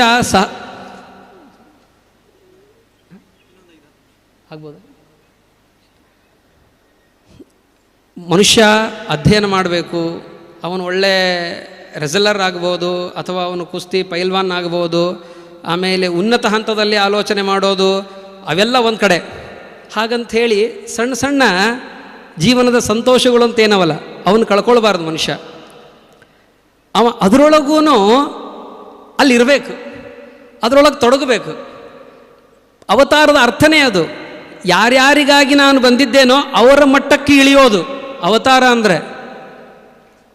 ನಾವು ಯಾರಿಗೆ ಹಿತ ಮಾಡಬೇಕಾಗಿದೆಯೋ ಅವ್ರ ಮಟ್ಟಕ್ಕಿಳಿದು ಅವ್ರಿಗೆ ಕನೆಕ್ಟ್ ಆಗಬೇಕು. ಈಗ ನನಗೇನೆ 16ನೇ ಸರ್ಗದ ಪಾಠ ಮಾಡಬೇಕಾದ್ರೆ ಆಚಾರ್ಯ ಯಾಕೆ ಕನೆಕ್ಟ್ ಆದರು ಅಂತಂದರೆ, ಆಚಾರ್ಯರು ಹನುಮಾನ ತೀರ್ಥರಾದರು, ಮಾನ್ಯೋನ್ವಯೋನ್ಯೋನ್ಯ ಹೇಮೋನ ಬಿದ್ದತೆ ವಾಕ್ಯಾರ್ಥ ಮಾಡಿದರು, ಅಥವಾ ಈಶ್ವರ ದೇವನ ಆ ಕೆರೆಯನ್ನು ಮಾಡಲಿಕ್ಕೆ ಹೋದಾಗ ತಾವು ಮಹಿಮೆಯಿಂದ ನಿಲ್ಲಿಸಿದರು. ಇವು ನೋಡಿದಾಗ ನನಗೆ ಪರಿಣಾಮ ಆಗಲಿಲ್ಲ. 16ನೇ ಸರ್ ಓದಬೇಕಾಗಿದ್ದರೆ ನಿರ್ಯತ್ನಂ ವಟು ಮದಿರುಹ್ಯ ಮಂದಹಾಸಿ ಪ್ರಶ್ನಲ್ಲಿ ಏನು ಬಂದಿತ್ತು? ಆ ನೃಸಿಂಹಗೇಹದಲ್ಲಿ ಒಬ್ಬ ಒಟ್ಟು ಬ್ರಹ್ಮಚಾರಿ ಮೇಲೆ ಕುತ್ಕೊಂಡು ಆಚಾರ್ಯರು ಒಂದು ಸುತ್ತು ಹೋಗಿ ಬಂದ್ರಂತೆ, ತಮ್ಮ ಅಣಿಮಾಯವಾದಿಗಳನ್ನು ತೋರಿಸಿದ್ರು. ಇಷ್ಟೇ. ಆದರೆ ನನಗೆ ಕನೆಕ್ಟ್ ಆಗಿದ್ದ್ಯಾವುದು? ಆಚಾರ್ಯರು ತಗೊಂಡು ಹೋಗಿದ್ದು ಹನುಮಂತ ದೇವರು ಒಯ್ದಿದ್ದು ಪರ್ವತ ಅಲ್ಲ, ಆಚಾರ್ಯರು ಮಾಡಿದ ವಾಕ್ಯಾರ್ಥ ಅಲ್ಲ. ಆ ವಯಸ್ಸಿಗೆ ಆಚಾರ್ಯರು ಅಂತಂದರೆ ಬ್ರಹ್ಮಚಾರಿಗಳು ಅಂದರೆ ನನ್ನ ವಯಸ್ಸಿನ ಜೊತೆಗೆ ಕನೆಕ್ಟೆಡ್ ಇದ್ದಾರೆ. ಇದು ನೋಡ್ರಿ, ಇದು ಬಹಳ ಮಹತ್ವದ್ದಿದೆ. ಯಾಕೆ ದೊಡ್ಡವರು ಜೊತೆಗೆ ಮಕ್ಕಳ ಜೊತೆಗೆ ಬರೀತಾರೆ ಅಂತಂದರೆ ಅವಾಗ ಅವರು ಕನೆಕ್ಟ್ ಆಗ್ತಾರೆ. ಇದು ಬಹಳ ಮಹತ್ವದ್ದು. ನಮ್ಮ ಎಲ್ಲ ಅಧ್ಯಾಪಕರಿಗೆ ಇದು ಅತ್ಯಂತ ಮಹತ್ವದ ಪಾಠ ಆಚಾರ್ಯ ಹೇಳ್ತಾ ಇರೋದು. ನಾವು ತುಂಬ ಗ್ಯಾಪ್ ಬೆಳೆಸ್ಕೊಳ್ಬಾರ್ದು ಮಕ್ಕಳ ಜೊತೆಗೆ. ಮಕ್ಕಳಲ್ಲಿ ಮಕ್ಕಳಾಗಿರಬೇಕು. ನೀವೇ ಆಲೋಚನೆ ಮಾಡ್ಕೊಳ್ರಿ, ಆ ಮಗುವಿನ ಮೇಲೆ ಆಚಾರ್ಯರು ಕೂತು ಹೊರತಾ ಇದ್ದರೆ ಅವನಿಗೆ ಏನು ಖುಷಿ ಆಗ್ತಾ ಇರಬೇಕು ಅವನಿಗೆ. ಆಚಾರ್ಯ ಇವತ್ತು ನಮಗೆ ಸ್ವಾಮಿಗಳು ಮಾತಾಡೋ ಸಂತೋಷ ಆಗುತ್ತೆ ಅಲ್ವಾ? ಅದನ್ನೊಂದು ವಾರಗಟ್ಟಲೆ ತಿಂಗಳಗಟ್ಟಲೆ ಹೇಳ್ಕೊಳ್ತೀವಿ ಎಲ್ಲರೂ. ಆಚಾರ್ಯ ಮೇಲೆ ಕುತ್ಕೊಂಡಾಗ ಅವನಿಗೆ ಹೇಗಾಗಿರಬೇಕು, ಅದು ಪರಿಣಾಮ ಅಂದರೆ. ಇದು ಸಾಮಾಜಿಕ ದೃಷ್ಟಿ ಅಂದರೆ you should be connected with your ಭಾಳ ಸಣ್ಣಂತ ಏನಿದಲ್ಲ, ಟ್ರೈಫಲ್ ಕ್ಷುದ್ರ ಅಂತ ನಿಮಗೆ ಯಾರು ಅನ್ಸ್ಕೊಂಡಿದ್ದಾರಲ್ಲ ಅವ್ರ ಜೊತೆ ಕನೆಕ್ಟೆಡ್ ಆಗಿರಬೇಕು. ಅದಷ್ಟೇ ಅಲ್ಲ, ಎಲ್ಲವೂ ನಾ ಹೇಳಿದ್ನಲ್ಲ, ಆಚಾರ್ಯರು ಸಾಮಾಜಿಕರಷ್ಟೇ ಅಲ್ಲ, ಅವರು ಸಾಮಾಜಿಕರೂ ಹೌದು. ಸಮಜ ಅಂತಂದರೆ ಪಶುವೃಂದ, ಅರಣ್ಯ. ಆಚಾರ್ಯರು ಮೊದಲು ಏನು ಮಾಡಿದ್ರು? ಮೊದಲನೇ ಆಚಾರ್ಯರ ಮಹಿಮೆ ಯಾವುದು? ತೆಗೆದ ತಕ್ಷಣ ಪುಚ್ಛಾಂತ ಮಚ್ಚಮವಲಂಬ್ಯ ಕದಾಚಿದೇಶ ಪ್ರಾತರ್ ವ್ರಜಾದ್ ವ್ರಜತ ಏವ ನಿಜರ್ಷಭಸ್ಯ ಪ್ರಾಯಾತ್ ಪ್ರಿಯಸ್ಯ ಸಹಸಾ ಸ್ವಜನೈರದೃಷ್ಟ ನಾನಾ ವನೇಶು ಚರತಶ್ಚರತಸ್ತೃಣಾನಿ. ಆಚಾರ್ಯರು ಮಗುವಿನಂತೆ ಆ ಎತ್ತಿನ ಬಾಲವನ್ನು ಹಿಡ್ಕೊಂಡು ಬೆಳಗ್ಗೆ ಹೊರಟು ಬಿಟ್ರು, ಯಾರೂ ಕಾಣದಂತೇನೆ. ಎಲ್ಲಿಗೆ ಹೋದರು? ಆನಂದವಾಗಿ ಅರಣ್ಯದಲ್ಲಿ ತಿರುಗಾಡ್ಲಿಕ್ಕೆ ಹೋದರು. ನೀವು ಪಶುಗಳ ಜೊತೆಗೂ ಸಂತೋಷದಿಂದ ಇರಬಹುದು, ಅರಣ್ಯದಲ್ಲಿರಬಹುದು, ಇರಬೇಕು ಕೂಡ. ಆಚಾರ್ಯರು ಶ್ವಾಸಪ್ರದರು, ಎಲ್ಲರಿಗೂ ಕೊಡಬೇಕಾಗ್ಯದ. ಪುಚ್ಛಾಂತ ಮಚ್ಚಮವಲಂಬ್ಯ. ಬಂದಿದ್ದ ಕೆಲಸ ನಾನು ಯಾವುದಕ್ಕೆ ಬಂದೀನಿ ಅದನ್ನು ಮುಖ್ಯ ಮೊದಲು ಮಾಡಬೇಕು. ನಾನು ಎತ್ತಿನ ಬಾಲ ಹಿಡ್ಕೊಂಡು ಅಡ್ಡಾಡ್ಲಿಕ್ಕೆ ಬಂದೇನೇನು ಹಿಂಗೆ ಆಲೋಚನೆ ಮಾಡಲಿಲ್ಲ ಆಚಾರ್ಯರು. ನಾನು ಬಂದಿರೋದೇನೆ ಬ್ರಹ್ಮಸೂತ್ರಕ್ಕೆ ಗೀತಾಭಾಷೆಗೆ ವ್ಯಾಖ್ಯಾನ ಮಾಡಲಿಕ್ಕೆ. ಬಂದು ಅದನ್ನು ಮಾಡಿ ಹೋಗ್ಬಿಟ್ಟಿದ್ರೆ ಆಗೋಗ್ತಿತ್ತು. ವೇದವ್ಯಾಸ ದೇವ್ರು ಹಂಗೆ ಮಾಡ್ತಾರಂತ ಹೇಳ್ತಾರೆ ಮಹಾಭಾರತದೊಳಗೆ. ಹುಟ್ಟಿದಾಗೇನೆ 7 ವರ್ಷದವ್ರು ಆಗ್ಬಿಟ್ರಂತವ್ರು. ಆಗಿ ಮೂರನೇ ವರ್ಷಕ್ಕೇನೆ ಬರೆದು ಹಾಕಿಬಿಟ್ರಂತೆಲ್ಲ ಮಹಾಭಾರತಾದಿಗಳನ್ನು. ಬಂದ ಕೆಲಸ ಮುಗಿಸಿಬಿಡ್ಬೇಕು. ಇದು ದೇವ್ರದು. ಆಚಾರ್ಯರು ನೋಡ್ರಿ, ದೇವ್ರವ ಈಶ, ಆಚಾರ್ಯರು ಜೀವೋತ್ತಮರವರು. ಅಂದರೆ ಜೀವಿಗಳ ಜೊತೆಗೆ ಹೇಗೆ ಬರಿಬೇಕು ಅಂತನ್ನೋ ಜೀವೋತ್ತಮರಿಗೆ ಗೊತ್ತಿರ್ತದೆ. ನಾವು ನಮ್ಮ ಜೊತೆಗೆ ಅವ್ರು ಹೇಗಿರಬೇಕು ಅಂತ ಅನ್ನೋದು ಆಚಾರ್ಯರಿಗೆ ಗೊತ್ತದ. ಹೀಗಾಗಿ ಆಚಾರ್ಯ ಬಂದ ತಕ್ಷಣ ನನ್ನ ಕೆಲಸ ಏನು? ವ್ಯಾಖ್ಯಾನ ಮಾಡೋದು. ಮಹಾಭಾರತ ಮಾಡೋದಿದ್ದಂಗೆ ವ್ಯಾಖ್ಯಾನ ಮಾಡೋದು ಅಂಥೇಳಿ ವ್ಯಾಖ್ಯಾನ ಮಾಡಿ ಎಲ್ಲ ಹೊರಡಲಿಲ್ಲ. ಎಲ್ಲರಂತೇನೆ ಬೆಳೆದರು, ಎಲ್ಲರ ಜೊತೆಗೂ ಕನೆಕ್ಟ್ ಆದರು. ಪುಚ್ಛಾಂತ ಮಚ್ಚಮವಲಂಬ್ಯ. ಹೀಗಾಗಿ ಸಾಮಾಜಿಕರು ಎಷ್ಟೋ ಸಾಮಾಜಿಕರೂ ಅಷ್ಟೇ ಆಚಾರ್ಯರು. ಬರೀ ಆಚಾರ್ಯಗೆ ಸಾಮಾಜಿಕ ದೃಷ್ಟಿ ಅಂತಂದರೆ ಅದು ಸೀಮಿತ ಆಗಿಬಿಡ್ತದೆ. ಸಾಮಾಜಿಕವೂ ಹೌದು, ಸಾಮಾಜಿಕವೂ ಹೌದು ಆಚಾರ್ಯರು. ಹೀಗೆ ನಾವು ನಮ್ಮ ಆಚಾರ್ಯರಿಂದ ಕಲಿಬಹುದಂಥ ಆಲೋಚನೆಗಳೇನು ಅಂದರೆ, ಅತ್ಯಂತ ಭಾರೀ ಕಠಿಣ ಪರಿಸ್ಥಿತಿಯಲ್ಲಿ ಒಂದು ದೇಶವನ್ನೇ ನಡೆಸುವಂತಹ ವ್ಯಕ್ತಿಯ ಮೇಲೆ ಪ್ರಭಾವ ಬೀರುವ ವ್ಯಕ್ತಿಗಳನ್ನು ಹೇಗೆ ಪ್ರಚೋದನೆ ಮಾಡಬಹುದು ತಮ್ಮ ಆಲೋಚನೆ ಮತ್ತು ನಿಷ್ಠೆಗಳಿಂದ ಅನ್ನೋದು ಆಚಾರ್ಯರಿಂದ ಸಿಗುತ್ತೆ. ಒಬ್ಬ ಸಾಮಾನ್ಯ ವ್ಯಕ್ತಿಯ ಜೊತೆಗೂ ಅವನು ಬೆರೆತು ಹೇಗೆ ಅವನನ್ನು ಸಮಾಜದೊಳಗೆ ಒಬ್ಬರನ್ನಾಗಿ ಕಾಣ್ತಾನೆ ಅಂತ ಅನ್ನೋದು ಆಚಾರ್ಯ ಸಿಗುತ್ತೆ. ಈ ಕಾರಣಕ್ಕಾಗಿ ಈ ದೃಷ್ಟಿಯಲ್ಲಿ ಆಚಾರ್ಯರನ್ನು ನೋಡಿದರೆ ಅವರೊಬ್ಬ ಪರಿಪೂರ್ಣ ಜೀವೋತ್ತಮವಾಗಿ ಕಾಣುವುದರಲ್ಲಿ ಸಂದೇಹವೇ ಇಲ್ಲ. ಇದನ್ನು ಹೇಳ್ತಾ ನಿಮ್ಮ ಸಮಯವನ್ನು ಹೆಚ್ಚು ತಗೊಂಡೆ. 5 ನಿಮಿಷ ಅಂತ ಹೇಳಿದರು ಆಚಾರ್ಯ, 5 ನಿಮಿಷ ಆಗಿತ್ತು. ಹೀಗಾಗಿ ಈ ಅವಕಾಶವನ್ನು ಕೊಟ್ಟಂತಹ ಪರಮಪೂಜ್ಯ ಉಭಯ ಶ್ರೀಪಾದಂಗಳವರಿಗೂ ಹಾಗೂ ಈ ಸಮಿತಿಯ ಆಯೋಜಕರಿಗೂ ನನ್ನ ಕೃತಜ್ಞತೆಗಳನ್ನು ಸಲ್ಲಿಸ್ತಾ ನನ್ನೆರಡು ಮಾತುಗಳನ್ನು ಮುಗಿಸ್ತಾ ಇದ್ದೇನೆ. ಕೃಷ್ಣ ಅರ್ಪಣಮಸ್ತು. ವಿಶೇಷವಾಗಿ ಈ ನನ್ನ ಹುಡುಗನ ಮಾತು, ಸಣ್ಣ ಬಾಲ್ನುಡಿಗಳನ್ನು, ಬಾಲಸಂಗನ ಅಂಥ ಮಹಾವಿದ್ವಾಂಸರಾದಂಥವರೆಲ್ಲರೂ ನೀವೆಲ್ಲ ಕುಳಿತಿದ್ದೀರಿ. ವೇದವ್ಯಾಸಾಚಾರ್ಯರು, ಸತ್ಯನಾರಾಯಣಾಚಾರ್ಯರು, ಪ್ರಭಂಜನಾಚಾರ್ಯರು. ಅವ್ರ ಮುಂದೆ ನಾವು ಮಾತಾಡೋದು ಅಂತಂದರೆ ಅದು ಬಹಳ ಗರುಡನ ಮುಂದೆ ಗುಬ್ಬಿ ಹಾರದಂತಾಗ್ತದೆ. ಹೀಗಾಗಿ ನೀವೆಲ್ಲರೂ ನನ್ನನ್ನು ಬಹಳ ಸಂತೋಷದಿಂದ ಕೇಳಿಸ್ಕೊಂಡ್ರಿ. ನಿಮಗೆಲ್ಲರಿಗೂ ಕೃತಜ್ಞತೆಗಳು. ಒಂದು ಪ್ರಣಾಮ.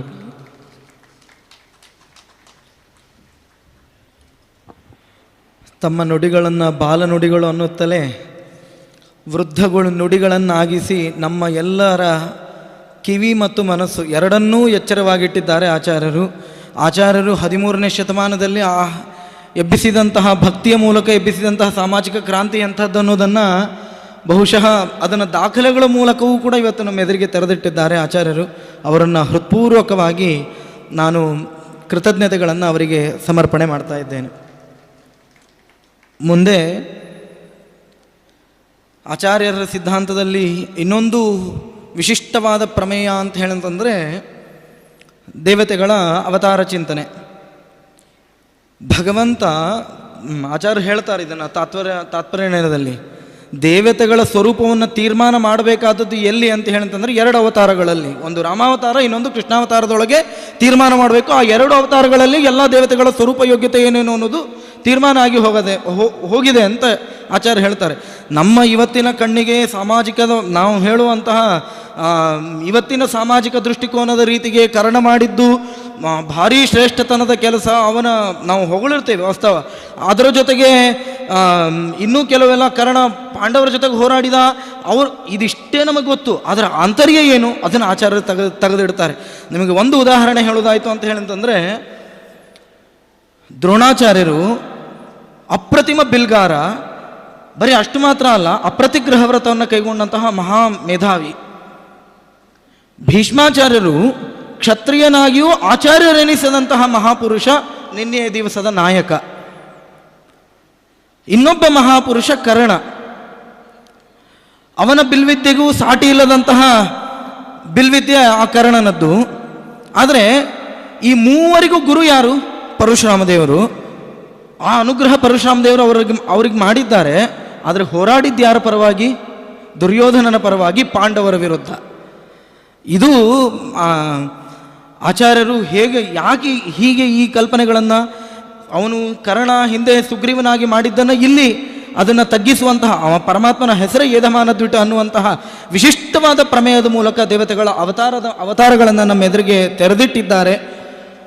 ಆ ಅವತಾರಗಳ ಚಿಂತನೆಯನ್ನು ನಡೆಸಿಕೊಡಬೇಕು ಅಂತ ನಾನು ಶ್ರೀಯುತ ಲಕ್ಷ್ಮೀಶಾಚಾರ್ಯ ಮುದರಂಗಡಿಯವರಲ್ಲಿ ಮಾತಿಗೆ ಕರೀತಾ ಇದ್ದೇನೆ.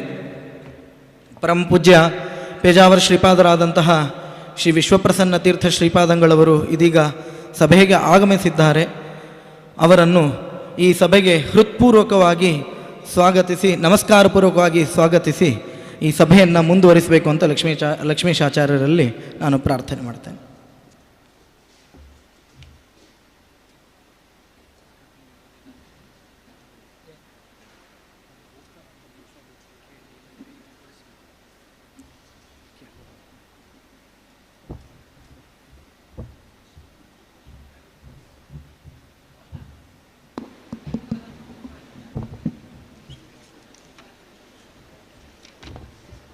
ಶ್ರೀ ಅರುಣಾಚಾರ್ಯರವರು ಅನಿವಾರ್ಯ ಕಾರಣಗಳಿಂದ ಆಗಿದ್ದರಿಂದಾಗಿ ಶ್ರೀಪಾದರಿಂದ ಫಲಮಂತ್ರಾಕ್ಷತೆಗಳನ್ನು, ಗೌರವಗಳನ್ನು ಸ್ವೀಕಾರ ಮಾಡಬೇಕು ಅಂತ ಪ್ರಾರ್ಥನೆ ಮಾಡ್ತೇನೆ.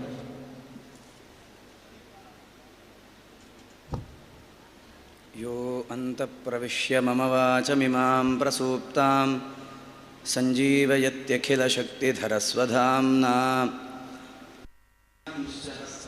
ಶ್ರವಣತ್ವಗಾದೀನ್ ಪ್ರಾಣಾನ್ನಮೋ ಭಗವತೆ ಪುರುಷಾಯ ತುಭ್ಯಂ. ಹಯಗ್ರೀವ ಹಯಗ್ರೀವ ಹಯಗ್ರೀವೇತಿ ಯೋ ವದೇತ್ ತಸ್ಯ ನಿಸ್ಸರತೆ ವಾಣೀ ಜಹ್ನುಕನ್ಯಾ ಪ್ರವಾಹವತ್. ಆಪಾದಮೂಲಿಪರ್ಯಂతం ಗುರುಣಾಂ ಆಕೃತಿಂ ಸ್ಮರೇತ್ ತೇನ ವಿಘ್ನಾಃ ಪ್ರಣಶ್ಯಂತಿ ಸಿದ್ಧ್ಯಂತಿ ಚ ಮನೋರಥಾಃ. ಶ್ರೀ ಗುರುಭ್ಯೋ ನಮಃ. ಗುರುಗಳ ಪಾದಾರವಿಂದಗಳಲ್ಲಿ ಭಕ್ತಿಪೂರ್ವಕ ಸಾಷ್ಟಾಂಗ ನಮಸ್ಕಾರಗಳನ್ನು ಸಲ್ಲಿಸುತ್ತಾ, ಸಭೆಯ ಅಧ್ಯಕ್ಷರಿಗೆ ಹಾಗೂ ಸಭೆಯಲ್ಲಿ ಎದುರಿನಲ್ಲಿ ಇರತಕ್ಕಂತಹ ಅನೇಕ ಮಂದಿ ವಿದ್ವಾಂಸರುಗಳಿಗೂ ಕೂಡ ಪ್ರಣಾಮಪೂರ್ವಕವಾದಂತಹ ನಮಸ್ಕಾರಗಳನ್ನು ಸಲ್ಲಿಸಿ, ಎಲ್ಲ ಹಿರಿಯರಿಗೂ ಕೂಡ ವಂದಿಸಿ, ಮಧ್ವ ಸಿದ್ಧಾಂತದಲ್ಲಿ ಅವತಾರಗಳ ಚಿಂತನೆ ಹೇಳುವಂತಹ ವಿಷಯದ ಬಗ್ಗೆ ಒಂದು ಅರ್ಧ ಗಂಟೆಗಳ ಕಾಲ ಚಿಂತನೆಯನ್ನು ನಡೆಸುವಂತಹ ಪ್ರಯತ್ನವನ್ನು ಮಾಡುತ್ತೇನೆ. ಹಿಂದಿನಿಂದಲೂ ಹಿರಿಯರು, ಎದುರಿನಲ್ಲಿಯೂ ಕೂಡ ವಿದ್ವಾಂಸರು, ಗುರುಗಳು. ಹೇಳುವಂಥದ್ದು ಏನು ಹೇಳುವಂಥದ್ದೇ ಗೊತ್ತಾಗೋದಿಲ್ಲ. ಆದರೂ ಕೂಡ ದೇವರು ನುಡಿಸಿದಂಥದ್ದು ಅಂತ ಹೇಳುವಂತಹ ರೀತಿಯಲ್ಲಿ ಹೇಳುವ ಪ್ರಯತ್ನವನ್ನು ಮಾಡ್ತೇನೆ. ಬಹಳ ಸುಂದರವಾದಂತಹ ಒಂದು ಪ್ರಸಂಗವನ್ನು ಇವತ್ತು ಚಿಂತನೆಗೆ ಇಟ್ಟದ್ದು. ಆಚಾರ್ಯರ ಸಾಮಾಜಿಕ ಕೊಡುಗೆ, ಅದಾದ ನಂತರದಲ್ಲಿ ಆಚಾರ್ಯರ ಚಿಂತನೆಯಲ್ಲಿ ಭಕ್ತಿ, ಆನಂತರದಲ್ಲಿ ಬರತಕ್ಕಂತಹ ಉಪನ್ಯಾಸ ಅದು ಅವತಾರಗಳ ಚಿಂತನೆ, ಆಚಾರ್ಯರ ಕೊಡುಗೆ ಅಂತ. ಹಾಗಾಗಿ ನಾನು ಮಧ್ಯದಲ್ಲಿ ಈಗ ಬಂದಿದ್ದೇನೆ. ಭಕ್ತಿ ಇನ್ನೂ ಬಾಕಿ ಇದೆ. ಭಕ್ತಿಯಿಂದಲೇ ದೇವರನ್ನು ಕಾಣಬೇಕಾದಂಥದ್ದು. ಆ ಹಿನ್ನೆಲೆಯಲ್ಲಿ ತುಂಬ ಚಿಕ್ಕದಾದಂತಹ ಒಂದು ಮಾತು, ಗ್ರಂಥ ಚಿಕ್ಕದಷ್ಟೇ. ಆಚಾರ್ಯರ ಮಾತು ಎಲ್ಲವೂ ಕೂಡ ಬಹಳ ದೊಡ್ಡದಾಗಿರತಕ್ಕಂತಹ, ಮಹತ್ತಿಕೆ ಇರತಕ್ಕಂಥದ್ದು. ಸಾಮಾಜಿಕವಾದಂತಹ ಮುಖದಲ್ಲಿ ಆಚಾರ್ಯರು ಪ್ರತಿನಿತ್ಯ ಹೇಳುವಾಗ, ಪ್ರತಿನಿತ್ಯ ಏನು ಮಾಡಬೇಕು ಅಂತ ಹೇಳುವಾಗ ಸದಾಚಾರ ಸ್ಮೃತಿ ಹೇಳತಕ್ಕಂತಹ ಅತ್ಯಂತ ಪುಟ್ಟ ಗ್ರಂಥವನ್ನು ರಚನೆ ಮಾಡಿದ್ದಾರೆ. ಅದರಲ್ಲಿ ಹೇಳುವಾಗ ಭುಂಜೀತ, ಊಟ ಮಾಡು ಅಂತ ಹೇಳಿದ್ದಾರೆ. ನಮಗೆ ಅದು ಮಾತ್ರ ಗೊತ್ತಿದೆ, ಹಾಗಾಗಿ ಅದನ್ನೇ ನಾವು ಎತ್ತಿಕೊಳ್ಳುತ್ತೇವೆ. ಹೇಗೆ ಊಟ ಮಾಡಬೇಕು ಅಂತ ಕೇಳಿದಾಗ, ಹೃದ್ಗತಂ ವಿಷ್ಣುಂ ಧ್ಯಾಯನ್, ಹೃದಯದಲ್ಲಿರತಕ್ಕಂತಹ ಭಗವಂತನನ್ನು ಸ್ಮರಣೆ ಮಾಡಿಕೊಂಡು ಊಟ ಮಾಡು. ದೇವರಿಗೆ ಸಮರ್ಪಣೆ ಇತ್ಯಾದಿಗಳೆಲ್ಲ ಇದೆ. ಅದರ ಜೊತೆಗೆ ಆಚಾರ್ಯರು ಹೇಳುತ್ತಾರೆ ಸಾಮಾಜಿಕವಾದಂತಹ ತುಂಬ ಎತ್ತರದ ಮಾತು. ಇವತ್ತು ನಾವು 21ನೇ ಶತಮಾನದಲ್ಲಿ ಫುಡ್ ಸೆಕ್ಯೂರಿಟಿ ಬಿಲ್ಲು, ಫುಡ್ಡು ಆ ರೀತಿ ಹಾಗೆ ಹೀಗೆ ನಾವು ಬರ್ತ್ಡೇಗಳನ್ನೆಲ್ಲ ಆಸ್ಪತ್ರೆಗೆ ಹೋಗಿ ಮೂಸಂಬಿ ಕೊಡುವುದರ ಮೂಲಕವಾಗಿ ಆಚರಣೆ ಮಾಡ್ತೇವೆ. ಯಾವುದೋ ಕಾರ್ಯಕ್ರಮಗಳನ್ನು ಆಯೋಜನೆ ಮಾಡಿದ ನಂತರದಲ್ಲಿ ಊಟವನ್ನು ಅವರಿಗೆ ಕೊಡ್ತೇವೆ ಅಂತ ಹೇಳಿಕೊಂಡು 21ನೇ ಶತಮಾನದಲ್ಲಿ ನಾವು ಮಾತನಾಡ್ತೇವೆ.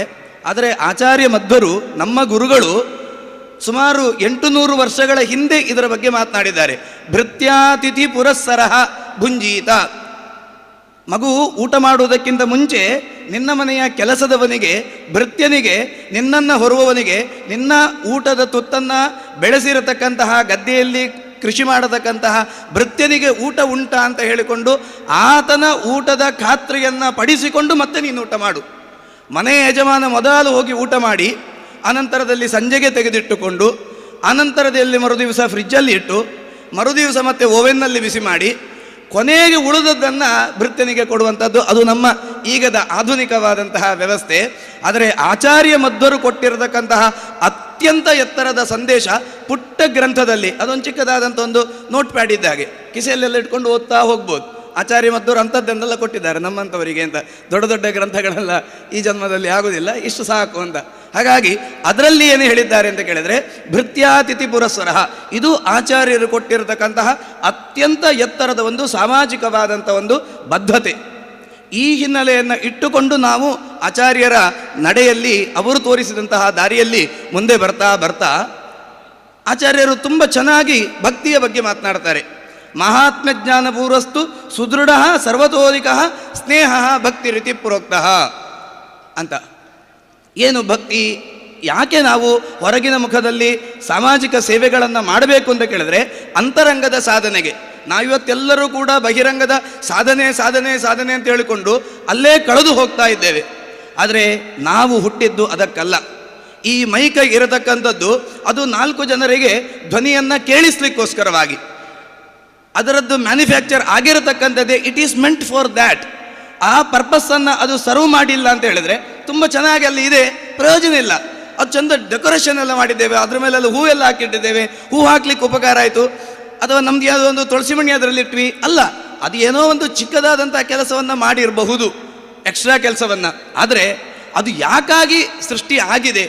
ಹಾಗೆ ಮನುಷ್ಯನ ಸೃಷ್ಟಿ ಹೇಳತಕ್ಕಂಥದ್ದು ಯಾವುದೋ ಒಂದು ಸಾಮಾಜಿಕವಾದಂತಹ ಕೆಲಸಕ್ಕೋಸ್ಕರ ಮಾತ್ರ ಅಲ್ಲ, ಅಂತರಂಗದಲ್ಲಿ ಭಗವಂತನನ್ನು ಕಾಣಲಿಕ್ಕೋಸ್ಕರವಾಗಿರತಕ್ಕಂತಹ ಸೃಷ್ಟಿ. ಅದು ಮನುಷ್ಯನ ಶರೀರದ ಸೃಷ್ಟಿ. ಇದು ಆಚಾರ್ಯರು ಕೊಟ್ಟಿರತಕ್ಕಂತಹ ಎಚ್ಚರ. ಹಾಗಾಗಿ ಸಾಮಾಜಿಕ ಕೆಲಸಗಳಲ್ಲೇ ನೀನು ನಿಂತುಕೊಳ್ಬೇಡ, ಅನಂತರದಲ್ಲಿ ನಿಧಾನಕ್ಕೆ ನೀನು ಮುಂದೆ ಬಾ. ಕರ್ಮಣ ಜ್ಞಾನ ಮಾತನೋತಿ. ಕರ್ಮದಿಂದ ನಿಧಾನಕ್ಕೆ ನಾವು ಜ್ಞಾನಕ್ಕೆ ರೈಲ್ವೆ ಟ್ರ್ಯಾಕನ್ನು ಬದಲಾವಣೆ ಮಾಡ್ತಾ ಮಾಡ್ತಾ ಬರಬೇಕು. ಅಲ್ಲೇ ನಿಂತ್ಕೊಳ್ಳೋದಲ್ಲ, ರೈಲ್ ಹೋಗ್ತಾ ಇರ್ತದೆ ಅಂತ ಹೇಳ್ಕೊಂಡು, ಸ್ಪೀಡ್ ಹೋಗ್ತದೆ ಅಂತ ಹೇಳ್ಕೊಂಡು ಹೋಗ್ತಾ ಇದ್ರೆ ಕನ್ಯಾಕುಮಾರಿಯಿಂದ ಕಾಶ್ಮೀರದವರೆಗೆ ಹೋಗ್ಬೋದು. ಮತ್ತೆ ಎಲ್ಲಾದರೂ ನಿಲ್ಲಬೇಕಲ್ಲ, ಮಧ್ಯದಲ್ಲಿ ನಿಲ್ಲಕ್ಕಾಗೋದಿಲ್ಲ, ಸ್ಟೇಷನಲ್ಲಿ ಸೈಡಿಗೆ ಬರಬೇಕಲ್ವಾ. ಹಾಗಾಗಿ ಕೊನೆಗೊಂದು ಮುಕ್ತಿ ಹೇಳತಕ್ಕಂತಹ ನಿಲ್ದಾಣಕ್ಕೆ ಬರಬೇಕು ಅಂತ ಹೇಳಿದ್ರೆ ಪಟ್ಟೆ ಚೇಂಜ್ ಮಾಡಬೇಕಲ್ವಾ, ಅಳಿ ಚೇಂಜ್ ಮಾಡಬೇಕಲ್ವಾ. ಆಚಾರ್ಯರು ಹೇಳ್ತಾರೆ, ನಿಧಾನಕ್ಕೆ ನೀನು ಕರ್ಮ ಮಾಡ್ತಾ ಮಾಡ್ತಾ ಮಾಡ್ತಾ ಅದರ ಹಿನ್ನೆಲೆಯಿಂದ ಜ್ಞಾನವನ್ನು ಪಡಿ. ಜ್ಞಾನವನ್ನು ಪಡೀಲಿಕ್ಕೆ ಆಚಾರ್ಯರು ತುಂಬ ಎತ್ತರದ ಮಾತನ್ನು ಕೊಟ್ಟಿದ್ದಾರೆ. ಜ್ಞಾನ ಹೇಗೆ ಪಡೆಯುವಂಥದ್ದು? ಮೊದಲಿಗೆ ಭಕ್ತಿ ಮಾಡುವಂಥದ್ದು ಅಂತ, ಭಕ್ತಿಯಿಂದಾಗಿ ಆಗುವಂಥದ್ದು ಅಂತ. ಭಕ್ತಿ ಹೇಗೆ? ತುಂಬ ಸರಳವಾಗಿ ಡೆಫಿನೇಷನ್ ಕೊಡ್ತಾರೆ, ಅದ್ಭುತವಾದಂತಹ ವ್ಯಾಖ್ಯಾನ. ಅವರು ಹಾಗೆ ಮಾಡಿದ್ದಾರೆ, ಇವರು ಹೀಗೆ ಮಾಡಿದ್ದಾರೆ, ಮತ್ತೊಂದು ಇನ್ನೊಂದು ಇಷ್ಟುದ್ದದ್ದು ನಮಗೆಲ್ಲ ಅರ್ಥ ಆಗೋದಿಲ್ಲ ರೀ, ನಮಗೆಲ್ಲ ತುಂಬ ಚಿಕ್ಕದಾದಂತಹ ವ್ಯಾಖ್ಯಾನ ಬೇಕು. ಹಾಗಾಗಿ ಆಚಾರ್ಯರು ತುಂಬ ಸರಳವಾಗಿ ಕೊಟ್ಟಿದ್ದಾರೆ. ಮಹಾತ್ಮ ಜ್ಞಾನ ಪೂರ್ವಸ್ತು, ದೇವರು ದೊಡ್ಡವ ಅಂತ ಹೇಳತಕ್ಕಂಥದ್ದನ್ನು ತಿಳ್ಕೊ, ಆತನ ಮಹಿಮೆಯನ್ನು ತಿಳ್ಕೊ, ಜ್ಞಾನ ಬರಲಿ. ಸುದೃಢ, ಗಟ್ಟಿಯಾಗಿರ್ಬೇಕು. ಹೌದಾ, ದೇವರು ದೊಡ್ಡವನ ಆಯಿತು ಅಂತ ಹೇಳ್ಕೊಂಡು ದೇವರನ್ನು ಪೂಜೆ ಮಾಡೋದು. ನಾಳೆ ಮತ್ತೆ ಯಾರು ಹೇಳ್ತಾರೆ ಇಲ್ಲ ಸುಬ್ರಹ್ಮಣ್ಯ ದೊಡ್ಡವ ಅಂತ, ಅಲ್ಲಿಗೆ ನಮ್ದು ಅಲ್ಲಿಗೆ ಬದಲಾವಣೆ ಆಯಿತು, ಅಲ್ಲಿಂದ ಮತ್ತೆ ಎಲ್ಲಿಗೂ ಹೋಗ್ತದೆ. ಹೀಗೆ ಪ್ರತಿಯೊಂದು ವ್ಯವಸ್ಥೆಯಲ್ಲಿಯೂ ಕೂಡ ನಾವು ಬದಲಾವಣೆ ಮಾಡ್ತಾ ಮಾಡ್ತಾ ಮಾಡ್ತಾ ಬಂದು ಪರಮ ಪೂಜ್ಯರಾದಂತಹ ಶ್ರೀ ಸುಬ್ರಹ್ಮಣ್ಯ ಮಠಾಧೀಶರಾದಂತಹ ಶ್ರೀ ವಿದ್ಯಾಪ್ರಸನ್ನ ತೀರ್ಥ ಶ್ರೀಪಾದಂಗಳವರು ಸಭೆಗೆ ಆಗಮಿಸಿದ್ದಾರೆ. ಅವರಿಗೆ ಭಕ್ತಿಪೂರ್ವಕ ನಮಸ್ಕಾರದಿಂದ ಸ್ವಾಗತವನ್ನು ಕೋರಿ ಆಚಾರ್ಯರು ತಮ್ಮ ಪ್ರವಚನವನ್ನು ಮುಂದುವರಿಸಬೇಕು ಅಂತ ಪ್ರಾರ್ಥನೆ ಮಾಡ್ತೇನೆ. ಈ ರೀತಿಯಾಗಿ ಗಟ್ಟಿತನ ಇರಬೇಕು, ದೃಢತೆ ಇರಬೇಕು. ದೃಢತೆ ಅದು ಜ್ಞಾನದಿಂದ ಬರುವಂಥದ್ದು. ಭಕ್ತಿ ಹೇಳಿದರೆ ಕೃಷ್ಣ ಹೇಳ್ತಾನೆ, ಭಕ್ತಿ ಅವ್ಯಭಿಚಾರಿಣಿ. ಅದು ನಡುಗುವಂತಹ ಭಕ್ತಿ ಆಗಬಾರ್ದು. ಒಮ್ಮೆ ಅಲ್ಲಿಗೆ ಹೋಗುವಂಥದ್ದು, ಒಮ್ಮೆ ಇಲ್ಲಿಗೆ ಹೋಗುವಂಥದ್ದು, ಮತ್ತೊಂದು ಕಡೆಗೆ ಹೋಗುವಂಥದ್ದು, ಇಂಥದ್ದೆಲ್ಲ ಭಕ್ತಿಗಳು ಆಗಲೇಬಾರದು. ಭಕ್ತಿ ಸುದೃಢ ಸರ್ವತೋಧಿಕ, ಎಲ್ಲಕ್ಕಿಂತ ಎತ್ತರವಾದಂಥದ್ದಾಗಿರ್ಬೇಕು. ಅತ್ಯಂತ ಶ್ರೇಷ್ಠವಾದಂತಹ ಭಕ್ತಿ ಇದ್ದು ಹೆದರಿಕೆಯ ಅಲ್ಲ. ಸ್ನೇಹ ಭಕ್ತಿ ರೀತಿ ಪ್ರೋಕ್ತ, ಫ್ರೆಂಡ್ಶಿಪ್. ನೋಡಿ ಆಚಾರ್ಯರು ಎಷ್ಟು ಸರಳವಾಗಿ ನಮಗೆ ಈ ಜ್ಞಾನವನ್ನು ಕೊಟ್ಟಿದ್ದಾರೆ ಅಂತ ಕೇಳಿದರೆ ತುಂಬ ಸಿಂಪಲ್ ಆಗಿ ಕೊಟ್ಟಿದ್ದಾರೆ. ಯಾರೂ ಕೂಡ ನೋಡಿ ಭಕ್ತಿ ಮಾಡಿಲ್ಲ ಅಂತ ಹೇಳಿದ್ರೆ ನೀವು ನರಕಕ್ಕೆ ಹೋಗ್ತೀರಿ, ದೇವರು ಶಾಪ ಕೊಡ್ತಾರೆ, ದೇವರು ಹಾಗೆ ಮಾಡ್ತಾರೆ, ದೇವರು ಹೀಗೆ ಮಾಡ್ತಾರೆ. ನಮ್ಮ ಆಚಾರ್ಯರು ನಮ್ಮ ಗುರುಗಳು ಹಾಗೆ ಹೇಳಲೇ ಇಲ್ಲ. ಸ್ನೇಹ ಭಕ್ತಿ ರೀತಿ ಪ್ರೋಕ್ತ. ಭಕ್ತಿ ಅಂತ ಹೇಳಿದರೆ ಪ್ರೀತಿ, ಪ್ರೀತಿಯಿಂದ ಮಾಡಬೇಕಾದಂಥದ್ದು ಅದು ಭಕ್ತಿ. ತಯಾ ಮುಕ್ತಿ ನ ಚಾನ್ಯತ. ಈ ರೀತಿಯಾಗಿ ಆ ಮುಕ್ತಿಯ ಬಗ್ಗೆ, ಭಕ್ತಿಯ ಬಗ್ಗೆ ಮುಂದಕ್ಕೆ ಆಚಾರ್ಯರು ಹೇಳಲಿಕ್ಕಿದ್ದಾರೆ. ಆ ಭಕ್ತಿಗೆ ಬಂತು. ಆನಂತರದಲ್ಲಿ ಬರತಕ್ಕಂತಹ ಚಿಂತನೆ ಅದು ನನ್ನ ಪಾಲಿನದ್ದು. ಸುಮಾರು 20-25 ನಿಮಿಷಗಳ ಕಾಲದಲ್ಲಿ ಅದನ್ನು ಪ್ರಸ್ತುತಪಡಿಸಲಿಕ್ಕೆ ಪ್ರಯತ್ನ ಮಾಡ್ತೇನೆ. ಭಕ್ತಿ ಹೇಳುವಂಥದ್ದು ಗೊತ್ತಾಯ್ತು ನಮಗೆ. ನಾವು ಭಕ್ತಿ ಮಾಡಬೇಕು ಮೋಕ್ಷಕ್ಕೆ, ನಮ್ಮ ಗುರಿಗೆ, ನಮ್ಮ ಅಲ್ಟಿಮೇಟ್ ಗೋಲನ್ನು ಹೊಂದಲಿಕ್ಕೆ ಅದು ಕಾರಣ. ಯಾರನ್ನು ಭಕ್ತಿ ಮಾಡಬೇಕು? ಯಾರನ್ನು ಭಕ್ತಿ ಮಾಡೋದು? ಎಲ್ಲರನ್ನು ಭಕ್ತಿ ಮಾಡಿದರೆ ಆ ದೇವಸ್ಥಾನ ನಮ್ಮ ಇವತ್ತು ಈ ನಮ್ಮ ಈಗದ ಒಂದು ಅಧ್ಯಯನದ ಹಿನ್ನೆಲೆಯಲ್ಲಿ, ಈಗದ ಶಿಕ್ಷಣದಲ್ಲಿ ಯಾರಿಗೂ ಬೇಸರ ಮಾಡಬಾರ್ದು.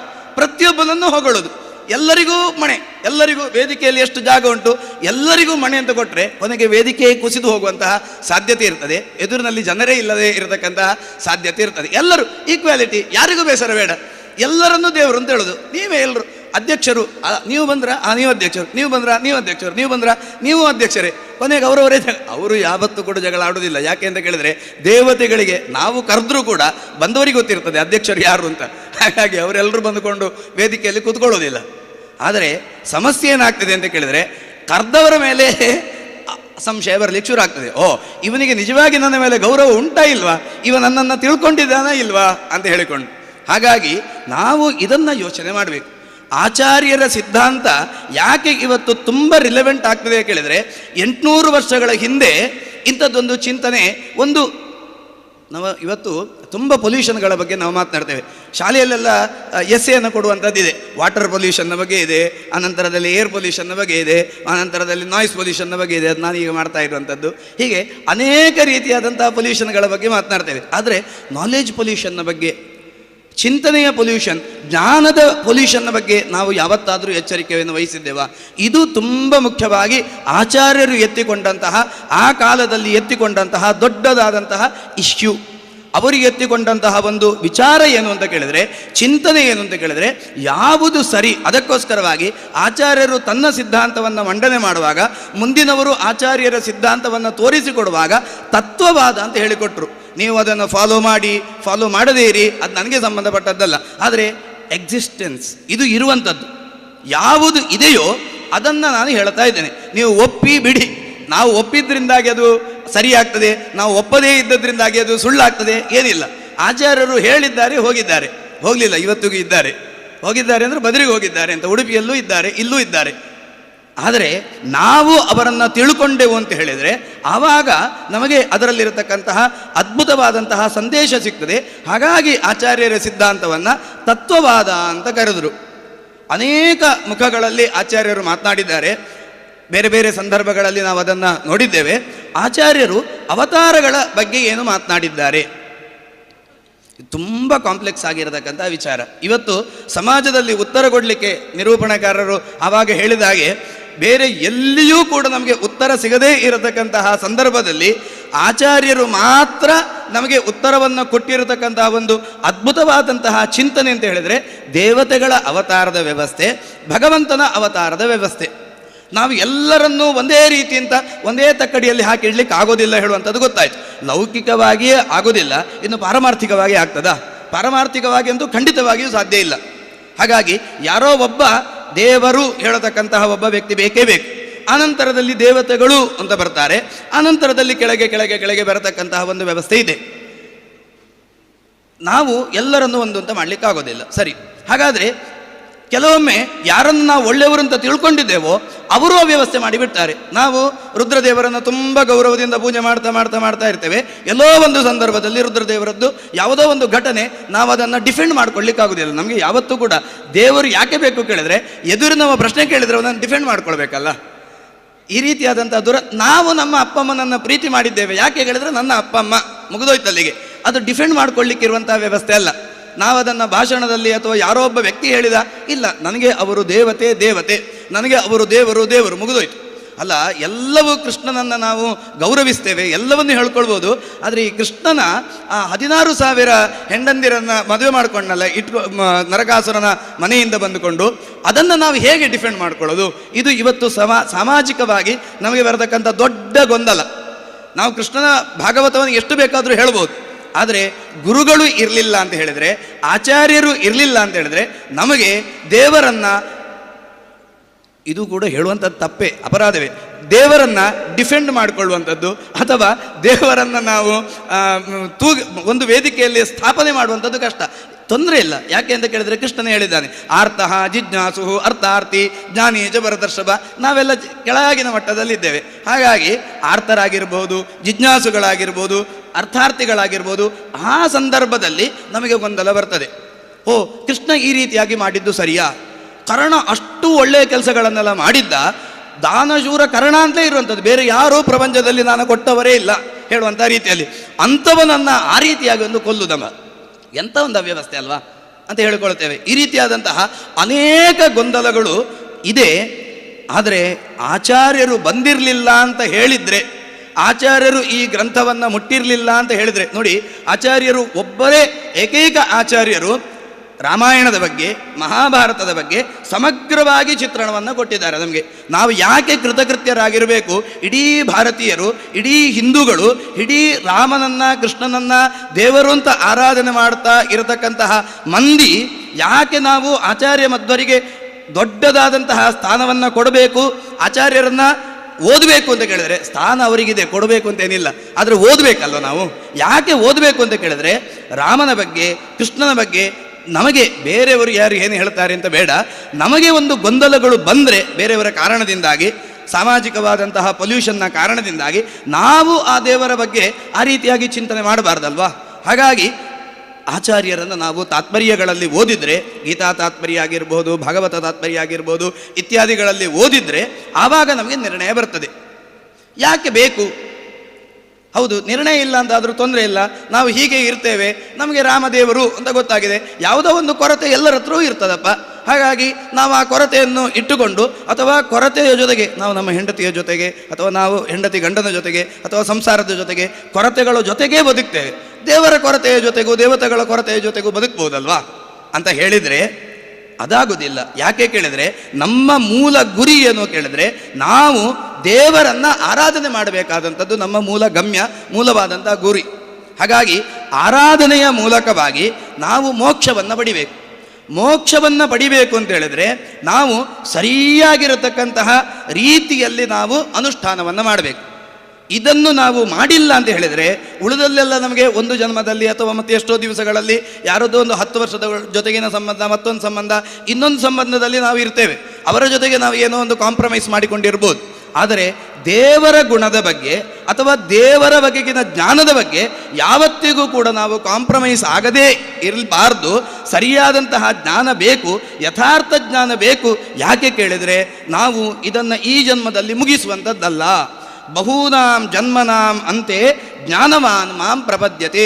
ಆಚಾರ್ಯ ಮಧ್ವರನ್ನು ನಾವು ಈ ಜನ್ಮದಲ್ಲಿ ಮುಟ್ಟದೇ ಇರ್ಬೋದು, ಆದರೆ ಕೊನೆಗೆ ನಮಗೆ ಮೋಕ್ಷಕ್ಕೆ ಹೋಗಬೇಕು ಅಂತ ಹೇಳಿದರೆ ಈ ಎಲ್ಲ ಪ್ರಶ್ನೆಗಳಿಗೆ ಉತ್ತರವನ್ನು ನಾವು ಪಡೆದುಕೊಂಡ್ರೆ ಮಾತ್ರ ನಮ್ಮ ಸಾಧನೆ ಅದು ಸರಿಯಾಗಿ ಆಗಲಿಕ್ಕೆ ಸಾಧ್ಯ.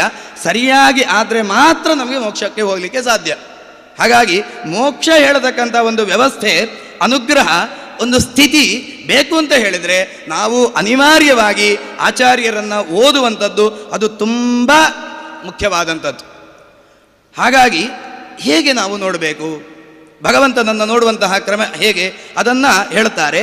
ಅವತಾರಾನ್ ಹರೇಃ ಜ್ಞಾತ್ವಾ ನಾವತಾರಾ ಹರೇಶ್ಚಯೇ ತದಾ ವೇಷಾಂ ತಥಾ ಜ್ಞಾತ್ವಾ ತಥಾ ಸಮ್ಯಕ್ ಜ್ಞಾತ್ವಾ ಮುಕ್ತಿ ನ ಚಾನ್ಯಥಾ. ಇದು ತಾತ್ಪರ್ಯ ನಿರ್ಣಯದ ಆಚಾರ್ಯರ ಮಾತು. ಅವತಾರಾನ್ ಹರೇಃ ಜ್ಞಾತ್ವ, ದೇವರ ಅವತಾರಗಳನ್ನು ಸರಿಯಾಗಿ ತಿಳ್ಕೊಂಡು, ನಾವತಾರ ಹರೇಶ್ಚಯೇ, ಯಾವುದು ದೇವರ ಅವತಾರ ಅಲ್ಲ. ಎಲ್ಲರನ್ನು ನಾವು ದೇವರು ಅಂತ ಪೂಜೆ ಮಾಡೋದ್ರಿಗೆ ಏನು ತೊಂದರೆ ಇಲ್ಲ, ನಮಗೆ ಯಾವತ್ತೂ ಕೂಡ ಭೇದ ಅಂತಿಲ್ಲ. ಅವರವರನ್ನು ಹೇಳ್ತಾರೆ, ಇವರಿವರನ್ನು ಅಂತ ಹೇಳ್ತಾರೆ, ನಮ್ಮದೆಲ್ಲ ಮಾಡರ್ನ್. ಹಾಗಾಗಿ ನಾವು ಎಲ್ಲರಿಗೂ ರೆಸ್ಪೆಕ್ಟ್ ಕೊಡ್ತೇವೆ. ಅದಾಗೋದಿಲ್ಲ. ಯಾಕೆ ಅಂತ ಕೇಳಿದ್ರೆ ತಯಾ ಮುಕ್ತಿ ನಚ ಅನ್ಯಥಾ, ಬೇರೆ ವ್ಯವಸ್ಥೆಯಿಂದ ಮೋಕ್ಷ ಹೇಳತಕ್ಕಂಥದ್ದು ಇಲ್ವೇ ಇಲ್ಲ ಹೇಳತಕ್ಕಂಥದ್ದು ಘೋಷವಾಕ್ಯ.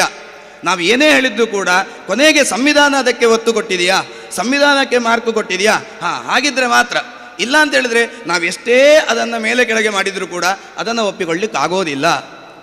ಹೀಗೆ ಭಗವಂತನ ಅವತಾರಗಳು ಯಾವುದು ಅಂತ ತಿಳ್ಕೊಂಡು, ನಾ ಅವತಾರಾಹ ಹರೇಶ್ಚಯೇ, ಯಾವುದು ಭಗವಂತನ ಪೂರ್ಣವಾದಂತಹ ಅವತಾರ ಅಲ್ಲ, ಅದರಲ್ಲಿ ಆವೇಶ ಅಂತ ಹೇಳತಕ್ಕಂಥದ್ದಿದೆ, ಅದು ಯಾವುದು ಅಂತ ತಿಳ್ಕೊಂಡು ಆನಂತರದಲ್ಲಿ ಸರಿಯಾಗಿ ತದಾವೇಶಾನ್, ಆನಂತರದಲ್ಲಿ ಆವೇಶಗಳೆಲ್ಲ ಇರತಕ್ಕಂಥದ್ದಿದೆ, ಅದನ್ನೆಲ್ಲ ಸರಿಯಾಗಿ ತಿಳ್ಕೊಂಡ್ರೆ ಮಾತ್ರ ತಯಾಮುಕ್ತಿ ನ ಚಾನ್ಯತ.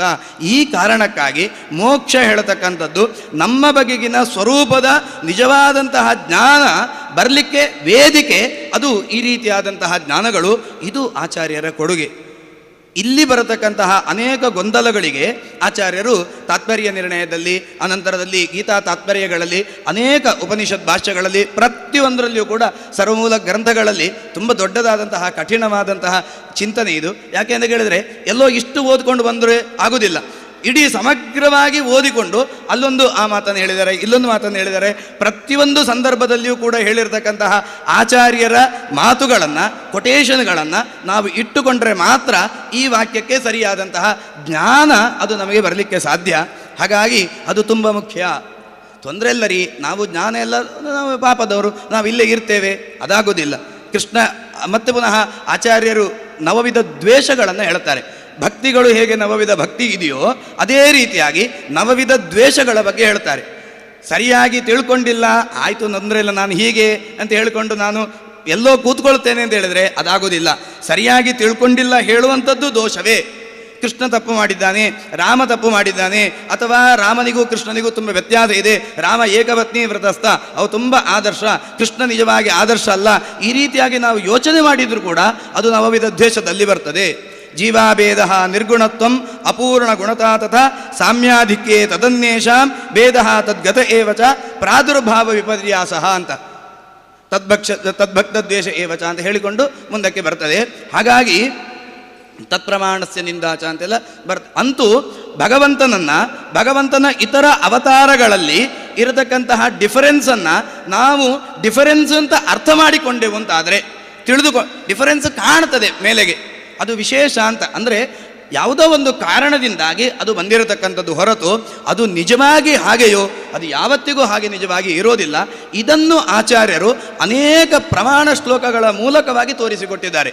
ನಾವು ತಾತ್ಪರ್ಯ ನಿರ್ಣಯವನ್ನು ನೋಡಿದಾಗ ಈ ಎಲ್ಲ ಸಂಗತಿಗಳು ಗೊತ್ತಾಗ್ತವೆ. ಹಾಗಾಗಿ ಭಗವಂತನ ಅವತಾರಗಳು ಯಾವುದು? ಉದಾಹರಣೆಗೆ ಅಂಶಾವತಾರಗಳಲ್ಲಿ ಮತ್ಸ್ಯಾದಿ ದಶಾವತಾರಗಳನ್ನು ನಾವು ಕಾಣ್ಬೋದು. ಐತರೇಯ, ಮಹಿದಾಸ, ಯಜ್ಞ, ಹೀಗೆ ಅನೇಕ ಅವತಾರಗಳನ್ನು ನಾವು ಕಾಣ್ತೇವೆ. ಬಲರಾಮ, ಅವನನ್ನು ನಾವು ದಶಾವತಾರದಲ್ಲಿ ಕೆಲವರು ಇಟ್ಟುಕೊಂಡಿದ್ದೇವೆ, ಕೆಲವರು ಬಿಡುತ್ತೇವೆ. ಬಲರಾಮನನ್ನು ನಾವು ಮುಷ್ಟಿಕಾಸುರನನ್ನು ಕೊಂದಿದ್ದಾನೆ ಅಂತ ಹೇಳಿಕೊಂಡು ಹೇಳ್ತೇವೆ, ಧೇನುಕಾಸುರನನ್ನು ಕೊಂದಿದ್ದಾರೆ ಅಂತ ಹೇಳ್ತೇವೆ. ಹಾಗಾಗಿ ಅದನ್ನು ಮತ್ತೆ ಕೊನೆಗೆ ಕೃಷ್ಣಾಷ್ಟೋತ್ತರದಲ್ಲಿ ಕೃಷ್ಣನಿಗೆ ಹೇಳ್ತೇವೆ. ಇದೆಲ್ಲ ಗೊಂದಲಗಳು, ಬೇರೆ ಯಾರೂ ಕೂಡ ಉತ್ತರ ಕೊಡೋದಿಲ್ಲ. ಅಲ್ಲರಿ, ನೀವು ಅದನ್ನು ಕೊಂದದ್ದು ಭಾಗವತದಲ್ಲಿ ನಾವು ನೋಡುವಾಗ ಧೇನುಕಾಸುರನನ್ನು ಕೊಂದದ್ದು ಬಲರಾಮ ಅಂತ ಬರ್ತದೆ, ಆದರೆ ಕೃಷ್ಣನ ಅಷ್ಟೋತ್ತರ ಸ್ತೋತ್ರದಲ್ಲಿ ಅದನ್ನು ನಾವು ಕೃಷ್ಣನಿಗೆ ಆಪಾದನೆ ಮಾಡ್ತೇವೆ.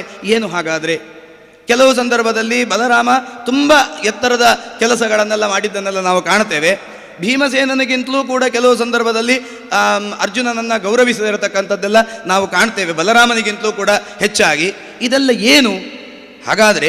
ಅಲ್ಲಿ ಯಾವುದೋ ಒಂದು ವಿಶಿಷ್ಟವಾಗಿರತಕ್ಕಂತಹ ಆವೇಶ ಹೇಳತಕ್ಕಂಥದ್ದು ಬಲರಾಮನಲ್ಲಿ, ಶುಕ್ಲಕೇಶದ ಭಗವಂತನ ಯಾವುದೋ ಒಂದು ವಿಶಿಷ್ಟವಾದಂತಹ ವಿಭೂತಿ ಇರುವಂಥದ್ದು, ಅದನ್ನು ಗುರುತಿಸಿರತಕ್ಕಂಥದ್ದು ಆಚಾರ್ಯರು ಏನೋ ಒಂದು ಹೇಳಿದ್ದಾರೆ. ಸುಮ್ಮನೆ ಇವತ್ತು ನಾವು ರಿಸರ್ಚ್ ಎಲ್ಲ ಮಾಡ್ತೇವೆ, ರಿಸರ್ಚಿಗೆ ಏನಾದರೂ ಒಂದು ರ್ಯಾಷನಲ್ಲನ್ನು ಕೊಟ್ಟು ಬಿಟ್ಟರೆ ಆಯ್ತು.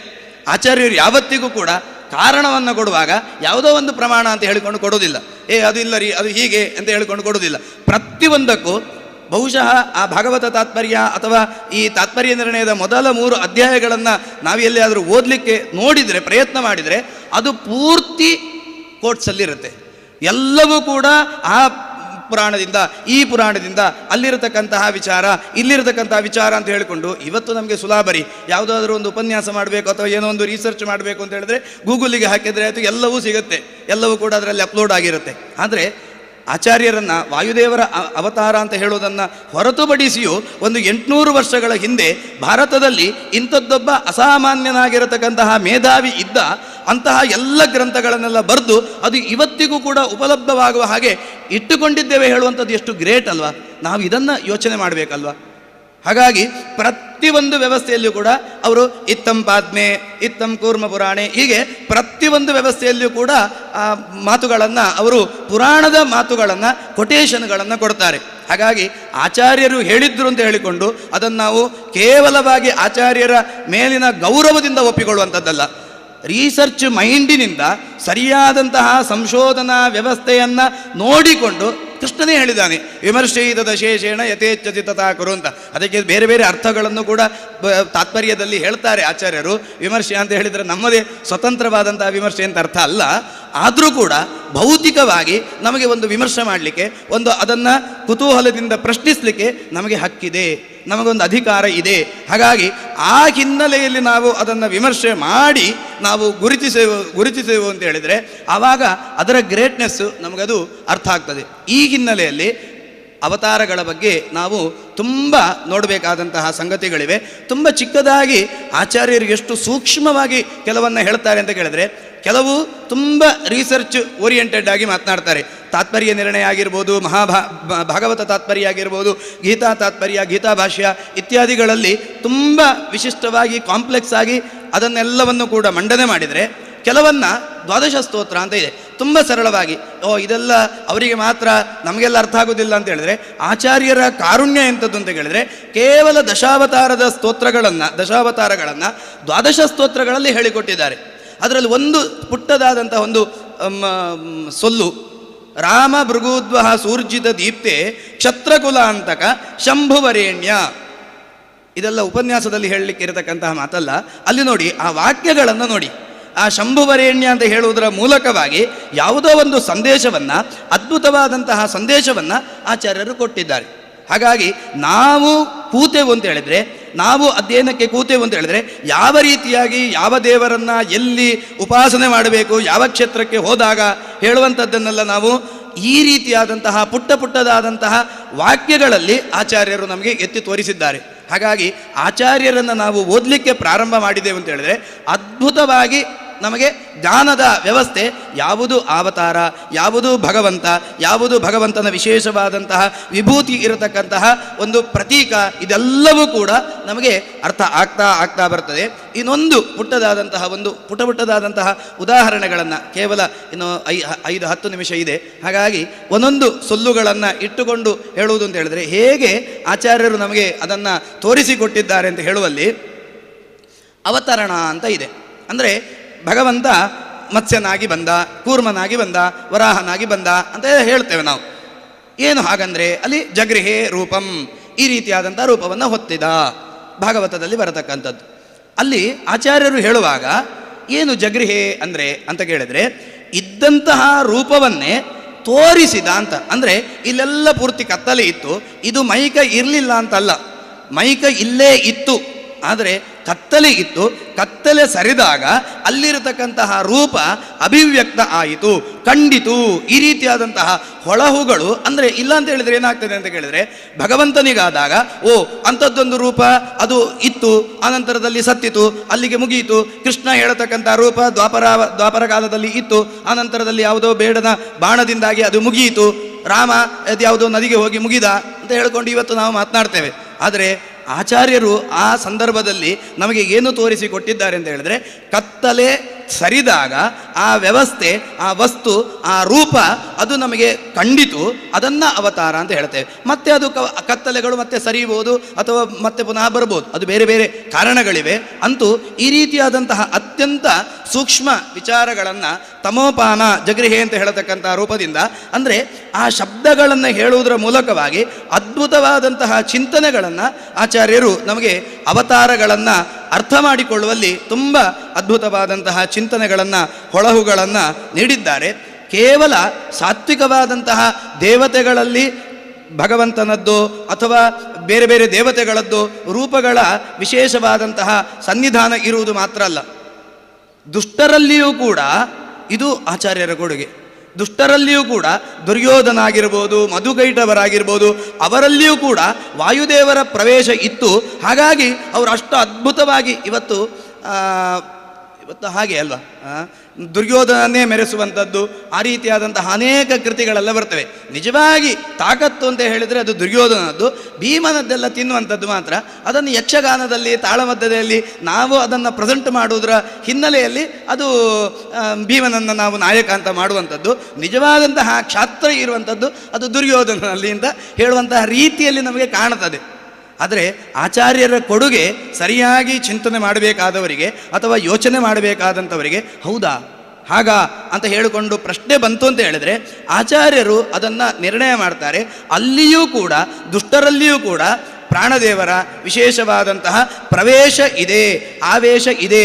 ಹಾಗಾಗಿ ಅಂತಹ ಅದ್ಭುತವಾದಂತಹ ದುಷ್ಟತನವನ್ನು ಮಾಡಬೇಕು ಅಂತ ಹೇಳಿದ್ರದ್ದು ಭಯಂಕರ ತಾಕತ್ಬೇಕಲ್ಲ.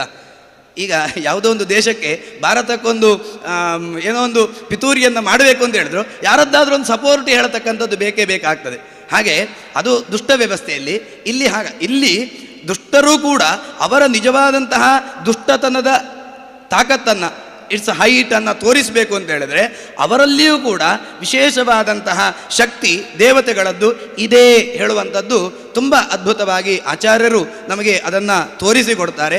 ಹೀಗೆ ತಾತ್ಪರ್ಯ ನಿರ್ಣಯದಲ್ಲಿ ಆಗಿರ್ಬೋದು, ತಂತ್ರಸಾರದಲ್ಲಿ ಆಗಿರ್ಬೋದು, ಈ ಅವತಾರಗಳ ವ್ಯವಸ್ಥೆಯನ್ನು ನಾವು ಅರ್ಥ ಮಾಡಿಕೊಳ್ಳಲಿಕ್ಕೆ ಅಥವಾ ಪುಟ್ಟದಾಗಿ ನಾವು ಅರ್ಥ ಮಾಡಿಕೊಳ್ಬೇಕು ಅಂತ ಹೇಳಿದ್ರೆ ದ್ವಾದಶ ಸ್ತೋತ್ರದ ಮೂಲಕವಾಗಿ ಆಚಾರ್ಯರ ಈ ಚಿಂತನೆ, ಈ ಕೊಡುಗೆಗಳು ತುಂಬ ಅದ್ಭುತವಾದಂತಹ ವ್ಯವಸ್ಥೆ. ಇಲ್ಲ ಅಂತ ಹೇಳಿದರೆ ನಮಗೆ ಅರ್ಥ ಮಾಡಿಕೊಳ್ಳಿಕ್ಕೆ ಭಾರಿ ಕಷ್ಟ ಆಗಿಬಿಡ್ತದೆ.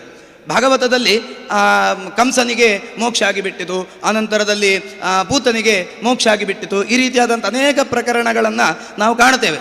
ಹಾಗಾದರೆ ಆ ಪುರಾಣಗಳನ್ನು ನಾವು ಒಪ್ಪಿಕೊಂಡ ಮೇಲೆ ಅದನ್ನು ಹೇಗೆ ನಾವು ಅರ್ಥೈಸಿಕೊಳ್ಳಬೇಕು? ಹಾಗಾದರೆ ಅದೇ ದಾರಿಯಲ್ಲಿ ಮುಂದೆ ಹೋಗುವುದಾ ಅಂತ ಕೇಳಿದರೆ ಆಚಾರ್ಯರು ಅಲ್ಲಿ ನಮಗೆ ಮಾರ್ಗದರ್ಶನವನ್ನು ಮಾಡ್ತಾರೆ. ಅಲ್ಲಿ ಜೀವದ್ವಯ ಆವೇಶ ಹೇಳತಕ್ಕಂಥದ್ದಿದೆ, ಭೃಗು ಹೇಳತಕ್ಕಂತಹ ವಿಶೇಷವಾದಂತಹ ಶಕ್ತಿ ಜೀವ ಅಲ್ಲಿ ಇರತಕ್ಕಂಥದ್ದು. ಹಾಗಾಗಿ ಕೆಲವು ಸಂದರ್ಭದಲ್ಲಿ ಋಷಿಗಳು ದೇವತೆಗಳಿಗೆ ಶಾಪ ಕೊಡತಕ್ಕಂತಹ ಪ್ರಸಂಗ, ಇಲ್ಲೆಲ್ಲ ಸಂದರ್ಭದಲ್ಲಿ ಈ ಅವತಾರಗಳನ್ನು, ಅಂಶಗಳನ್ನು, ಆವೇಶಗಳನ್ನು, ಪ್ರವೇಶಗಳನ್ನು ನಾವು ಅರ್ಥ ಮಾಡಿಕೊಂಡೆವು ಅಂತ ಹೇಳಿದ್ರೆ ನಮಗೆ ಸರಿಯಾದಂತಹ ಜ್ಞಾನ ಅದು ಬರಲಿಕ್ಕೆ ಸಾಧ್ಯ ಆಗ್ತದೆ. ಇಲ್ಲ ಅಂತ ಹೇಳಿದ್ರೆ ಖಂಡಿತವಾಗಿಯೂ ಗೊಂದಲದಲ್ಲಿ ಸಂಶಯಾತ್ಮ ವಿನಶ್ಯತಿ. ಎಷ್ಟೇ ನಾವು ದೇವಸ್ಥಾನಕ್ಕೆ ಬಂದರೂ ಕೂಡ ದೇವರನ್ನು ಎದುರಿನಲ್ಲಿ ಭಕ್ತಿಯಿಂದ ನಮಸ್ಕಾರ ಮಾಡಿದರೂ ಕೂಡ ಭಜನೆ ಆದಾಗ ತುಂಬ ಖುಷಿಯಾಗುತ್ತೆ. ಹರೇ ರಾಮ ಹರೇ ಕೃಷ್ಣ ಹೇಳ್ತಾ ಕೂತ್ಕೊಳ್ತೇವೆ. ಅದೊಂದು ರೀತಿಯಾದಂತಹ ಮಾಸಿ ಹಿಪ್ನಾಟಿಸಮ್, ಖುಷಿಯಾಗುತ್ತೆ. ಆದರೆ ಇಂಡಿವಿಜುವಲ್ ಆಗಿ ಬಂದಾಗ, ಇಂಡಿವಿಜುವಲ್ ಆಗಿ ನಾವು ಕೂತು ದೇವರನ್ನು ಚಿಂತನೆ ಮಾಡಲಿಕ್ಕೆ ಕೂತಾಗ ಇವತ್ತಿನ ಅನೇಕ ರೀತಿಯಾದಂತಹ ಈ ನಾಲೆಜ್ ಪೊಲ್ಯೂಷನ್ಗಳು ನಮಗೆ ಗೊಂದಲಗಳನ್ನು ತರ್ತವೆ. ನಿಜವಾದಂತಹ ಸಾಧನೆ, ಅಂತರಂಗದ ಸಾಧನೆ ಅಲ್ಲಿ ನಾವು ಎಡವಲಿಕ್ಕೆ ಪ್ರಾರಂಭ ಆಗ್ತದೆ. ಅಂತಹ ಸಂದರ್ಭದಲ್ಲಿ ಆಚಾರ್ಯರ ಈ ಕೈದೀವಿಗೆ ಅದು ತುಂಬ ಉಪಕಾರಕ್ಕೆ ಬರ್ತದೆ ಹೇಳತಕ್ಕಂಥದ್ದು ನಮಗೆ ಅರ್ಥ ಆಗ್ತದೆ. ಇನ್ನೊಂದು ಮಾತನ್ನು ಹೇಳಿ ನನ್ನ ಮಾತನ್ನು ಉಪಸಂಹಾರ ಮಾಡ್ತೇನೆ. ಇದೊಂದು ತುಂಬ ಅದ್ಭುತವಾದಂತಹ ಮಾಡರ್ನ್ ಸೈನ್ಸಿಗೆ ಒಂದು ಹೊಸ ದಿಕ್ಕನ್ನು ಕೂಡ ತೋರಿಸತಕ್ಕಂತಹ ಒಂದು ಸಂಗತಿ ಅಂತ. ಇವತ್ತು ನಾವು ಮನಃಶಾಸ್ತ್ರದಲ್ಲಿ ಫಂಕ್ಷನಲ್ ಡಿಸಾರ್ಡರ್ ಅಂತ ಕರಿತೇವೆ. ಅಂದರೆ multiple personality disorder, dissociative personality disorder ಅಂತ. ಅಂದರೆ ಒಬ್ಬ ವ್ಯಕ್ತಿ ಅವನು ಒಂದು ಸಂದರ್ಭದಲ್ಲಿ ಒಂದು ರೀತಿಯಾಗಿ ವರ್ತಿಸ್ತಾನೆ, ಮತ್ತೊಮ್ಮೆ ಅವನು ಅಲ್ವೇ ಅಲ್ಲ ಅಂತ ಹೇಳುವಂಥ ರೀತಿಯಲ್ಲಿ ವರ್ತಿಸ್ತಾನೆ. ಬೇರೆ ಬೇರೆ ರೀತಿಯಾಗಿ ಎರಡು ವ್ಯವಸ್ಥೆಗಳು ಪ್ರವೇಶ ಆದ ರೀತಿಯಲ್ಲಿ ಎಲ್ಲ ವರ್ತನೆ ಮಾಡತಕ್ಕಂಥದ್ದು ನಾವು ಕಾಣ್ತೇವೆ. ಆದರೆ ಇವತ್ತಿನ ಮಾಡರ್ನ್ ಸೈನ್ಸು ಅದು ಏನು ಅಂತ ಕಾರಣ ಯಾವುದು ಕೂಡ ಹೇಳೋದಿಲ್ಲ. ಅದು ಹೇಗೆ ಅಂತ ಕೇಳಿದರೆ ಜೀವ ಹೇಳತಕ್ಕಂಥದ್ದನ್ನು ಒಪ್ಪಿಕೊಳ್ಳಲಿಕ್ಕೆ ಅದು ನಮಗೆ ಎಲ್ಲೋ ಒಂದು ರೀತಿಯಾದಂಥ ಹಿಂಜರಿಕೆ. ನಿಜವಾಗಿ ಸೈನ್ಸಿಗೆ ಅದು ಇರಬಾರ್ದು. ಸೈನ್ಸ್ ಯಾವತ್ತೂ ಕೂಡ ವಿಜ್ಞಾನ ಹೇಳತಕ್ಕಂಥದ್ದು ಅದು ಒಂದು ಹೈಪೋಥಿಸಿಸನ್ನು, ಪ್ರಾಕಲ್ಪನೆಯನ್ನು ರಚನೆ ಮಾಡಿ ಅದನ್ನು ನೋಡ್ತಾ ಹೋಗುವಂಥದ್ದು. ಅದು ಸರಿಯಾ? ಹೈಪೋಥಿಸಿಸ್ ಎಕ್ಸೆಪ್ಟೆಡ್, ಆ ಪ್ರಾಕಲ್ಪನೆಯನ್ನು ನಾವು ಒಪ್ಪಿಕೊಂಡಿದ್ದೇವೆ. ಅದು ಸರಿ ಇಲ್ವಾ? ಆ ಪ್ರಾಕಲ್ಪನೆಯನ್ನು ನಾವು ಒಪ್ಪಿಕೊಳ್ಳೋದಿಲ್ಲ, ಮುಗಿದೋಯ್ತು ಅಲ್ಲಿಗೆ. ಆದರೆ ನಾವು ಏನು ಮಾಡ್ತೇವೆ ಇವತ್ತು ಆಧುನಿಕ ವಿಜ್ಞಾನದ ಹಿನ್ನೆಲೆಯಲ್ಲಿ, ಭರಾಟೆಯಲ್ಲಿ ಅಂತ ಕೇಳಿದರೆ, ಈ ರೀತಿಯಾದಂತಹ ಚಿಂತನೆಗಳು ಬಂದಾಗ ಇದು ಇರಬಹುದಾ, ಜೀವದ್ವಯ ಹೇಳತಕ್ಕಂಥದ್ದೊಂದು ಇರ್ಬೋದಾ ಹೇಳಿಕೊಂಡು ಆಧುನಿಕ ವಿಜ್ಞಾನವೂ ಕೂಡ ಈ ದಿಶೆಯಲ್ಲಿ ಪ್ರಯತ್ನ ಮಾಡಿದರೆ ಇದು ಇರ್ಬೋದಾ ಅಂತ ನಮಗೆ ಸಂಶಯ ಖಂಡಿತವಾಗಿಯೂ ಇಲ್ಲ. ಯಾಕೆ ಅಂತ ಕೇಳಿದರೆ ಆಚಾರ್ಯರು ಹೇಳಿದ್ದಾರೆ, ಅದಕ್ಕೆ ಬೇಕಾಗಿರತಕ್ಕಂಥ ಅನೇಕ ಪುರಾವೆಗಳನ್ನು ತೋರಿಸಿದ್ದಾರೆ. ಸಮಾಜದಲ್ಲಿಯೂ ಕೂಡ ಕೆಲವು ಸಂದರ್ಭದಲ್ಲಿ ಅದು ಅನುಭವಕ್ಕೂ ಬರ್ತದೆ. ಅನುಭವಕ್ಕೆ ಬಂದದ್ದನ್ನು ನಾವು ಪ್ರಾಯೋಗಿಕವಾಗಿ ನೋಡಬೇಕು ಹೇಳತಕ್ಕಂಥದ್ದಲ್ಲ. ಆದರೆ ಪ್ರಾಯೋಗಿಕವಾಗಿ ನೋಡಬೇಕಾದಂತಹ ಅನಿವಾರ್ಯತೆಗಳು ಸೃಷ್ಟಿ ಆದಾಗ ಈ ರೀತಿಯಾದಂತಹ ಚಿಂತನೆಗಳು, ಆಚಾರ್ಯರ ಕೊಡುಗೆಗಳು ಈ ದಿಶೆಯಲ್ಲಿ. ಹಾಗಾದರೆ ಜೀವದ್ವಯ ಇರತಕ್ಕಂಥದ್ದು ಅದು ಹೇಗೆ ಪ್ರವೇಶ ಮಾಡುತ್ತೆ? ಮಾಡರ್ನ್ ಸೈನ್ಸ್ ಹೇಳುತ್ತೆ ಅದು ಏನೋ ಒಂದು ಸಮಸ್ಯೆ ಇದೆ, ಮಲ್ಟಿಪಲ್ ಪರ್ಸನಾಲಿಟಿ ಡಿಸಾರ್ಡರ್. ಕಾರಣ ಏನು? ಕಾರಣ ಇರಬಹುದು ಅಂತ ಹೇಳ್ಬೋದಲ್ಲ. ಅದಕ್ಕೆ ಭಾರತೀಯರು ಹೀಗೆ ಹೇಳ್ತಾರೆ, ಕಾಸ್ ಈಸ್ ಅನ್ನೋನ್ ಅಂತ ಹೇಳಿ ಮುಗಿಸಿ ಬಿಡ್ತಾರೆ. ಕಾರಣ ಗೊತ್ತಿಲ್ಲ ಅಂತ. ಗೊತ್ತಿಲ್ಲ ಹೇಳುವಂಥದ್ದನ್ನಾದರೂ ನಮಗೆ ಗೊತ್ತಿಲ್ಲ, ಈ ರೀತಿಯಾಗಿ ಒಂದು ಪ್ರಯತ್ನ ಮಾಡ್ಬೋದು.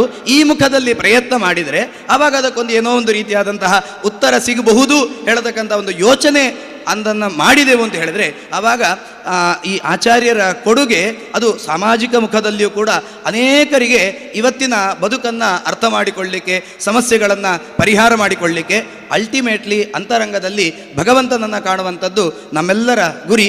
ಅದಕ್ಕಂತೂ ಖಂಡಿತವಾಗಿಯೂ ಇದು ಅನುಕೂಲ ಆಗ್ತದೆ. ಹಾಗಾಗಿ ಈ ಅವತಾರಗಳು, ದೇವತೆಗಳಿಗೆ ಸಂಬಂಧಪಟ್ಟಂತಹ ಚಿಂತನೆಗಳು, ಅದು ಅದಕ್ಕೆ ಸಂಬಂಧಪಟ್ಟಂತಹ ಅನೇಕ ಉತ್ತರಗಳು ಇವತ್ತಿನ ಸಾಮಾಜಿಕವಾದಂತಹ ಪ್ರಶ್ನೆಗಳಿಗೆ ಅತ್ಯಂತ ಸಮರ್ಥವಾಗಿ ಉತ್ತರ ಕೊಡಲಿಕ್ಕೆ ಅದು ದೊಡ್ಡದಾದಂತಹ ಕೊಡುಗೆ. ಈ ಹಿನ್ನೆಲೆಯಲ್ಲಿ ಆಚಾರ್ಯರನ್ನು ಅಧ್ಯಯನ ಮಾಡುವಂತಹ ಯೋಗ್ಯತೆ, ಭಾಗ್ಯ ಅದು ನಮ್ಮೆಲ್ಲರಿಗೂ ಕೂಡ ಗುರುಗಳ ಅನುಗ್ರಹದಿಂದ, ದೇವತೆಗಳ ಅನುಗ್ರಹದಿಂದ, ದೇವರ ಅನುಗ್ರಹದಿಂದ ಪ್ರಾಪ್ತವಾಗಲಿ ಅಂತ ಪ್ರಾರ್ಥಿಸಿ ಕೃಷ್ಣಾರ್ಪಣಮಸ್ತು.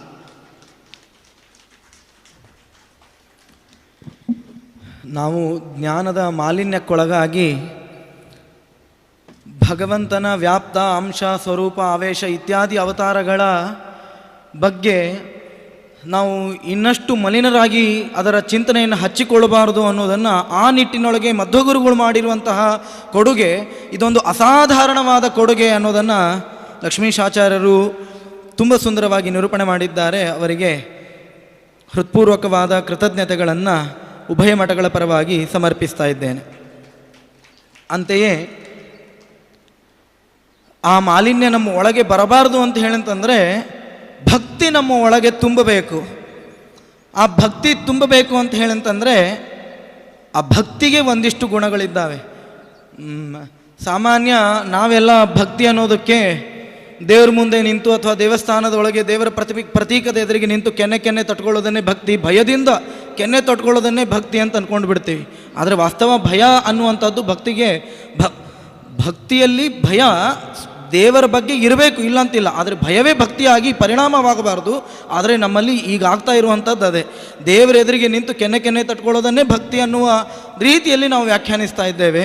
ಬರೀ ಅಷ್ಟು ಮಾತ್ರ ಅಲ್ಲ, ನಮಗೆ ಭಕ್ತಿ ಅನ್ನೋದ ಮಾತ್ರಕ್ಕೆ ದೇವರ ಎದುರಿಗೆ ನಮ್ಮ ದೇಹ ದೇವರ ಎದುರಿಗೆ, ಮನಸ್ಸು ಹೊರಗಡೆ ಬಿಟ್ಟಿರುವಂತಹ ಚಪ್ಪಲಿ ಎದುರಿಗೆ ಇರುತ್ತೆ. ಅಯ್ಯೋ ನನ್ನ ಚಪ್ಪಲಿ ಯಾರಾದರೂ ಕದ್ಕೊಂಡು ಹೋದರೆ ಏನು ಕತೆ ಅಂತ. ಅಂತಹದ್ದು ಆ ಗುಣ ಭಕ್ತಿಯದ್ದಲ್ಲ. ಹಾಗಿದ್ರೆ ನಿಜವಾದ ಗುಣ ಏನು? ಆಚಾರ್ಯ ಹೇಳಿದ್ದಾರೆ, ಭಕ್ತಿಗೆ ಜಗದ್ಗುರು ಮಧ್ವಗುರುಗಳು ಕೊಟ್ಟಿರುವಂತಹ ಸುಂದರವಾದ ವ್ಯಾಖ್ಯಾನ, ಸರಳವಾದ ವ್ಯಾಖ್ಯಾನ ಇನ್ಯಾವ ದಾರ್ಶನಿಕರು ಈ ಭಾರತದಲ್ಲಿ ಕೊಟ್ಟಿಲ್ಲ. ಅಷ್ಟು ಸುಂದರವಾದ ವ್ಯಾಖ್ಯಾನವನ್ನು ಮಧ್ವಾಚಾರ್ಯರು ಕೊಟ್ಟಿದ್ದಾರೆ. ಅಂತಹ ಆ ಭಕ್ತಿಯ ಬಗ್ಗೆ ಆಚಾರ್ಯರು ನಿರೂಪಣೆ ಮಾಡಿರುವಂತಹ ಭಕ್ತಿಯ ಬಗ್ಗೆ ಗುರುಮೂರ್ತಿ ಆಚಾರ್ಯರು ವೇದಿಕೆ ಮೇಲೆ ಇದ್ದಾರೆ. ಅವರನ್ನು ಪ್ರೀತಿಪೂರ್ವಕವಾಗಿ ಅವರೀಗಾಗಲೇ ಅನೇಕ ಕನ್ಯಾಮಣಿಗಳ ಜವಾಬ್ದಾರಿಯನ್ನು ಹೊತ್ತಿದ್ದಾರೆ. ಈ ಭಕ್ತಿ ತರುಣಿಯ ವಾಣಿ ಎಂಬ ಕನ್ಯೆಯ ಜವಾಬ್ದಾರಿಯನ್ನು ಹೊರಬೇಕು ಅಂತ ಅವರಲ್ಲಿ ಪ್ರಾರ್ಥನೆ ಮಾಡ್ತೇನೆ.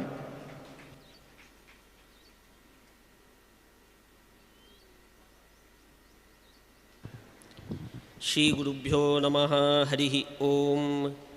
ಜಯತಿ ಹರಿರಚಿಂತ್ಯ ಸರ್ವದೇವೈಕವಂದ್ಯಃ ಪರಮಗುರುರಭೀಷ್ಟಾವಾಪ್ತಿದಃ ಸಜ್ಜನಾನಾಂ ನಿಖಿಲ ಗುಣಗಣಾರ್ಣೋ ನಿತ್ಯ ನಿರ್ಮುಕ್ತದೋಷಃ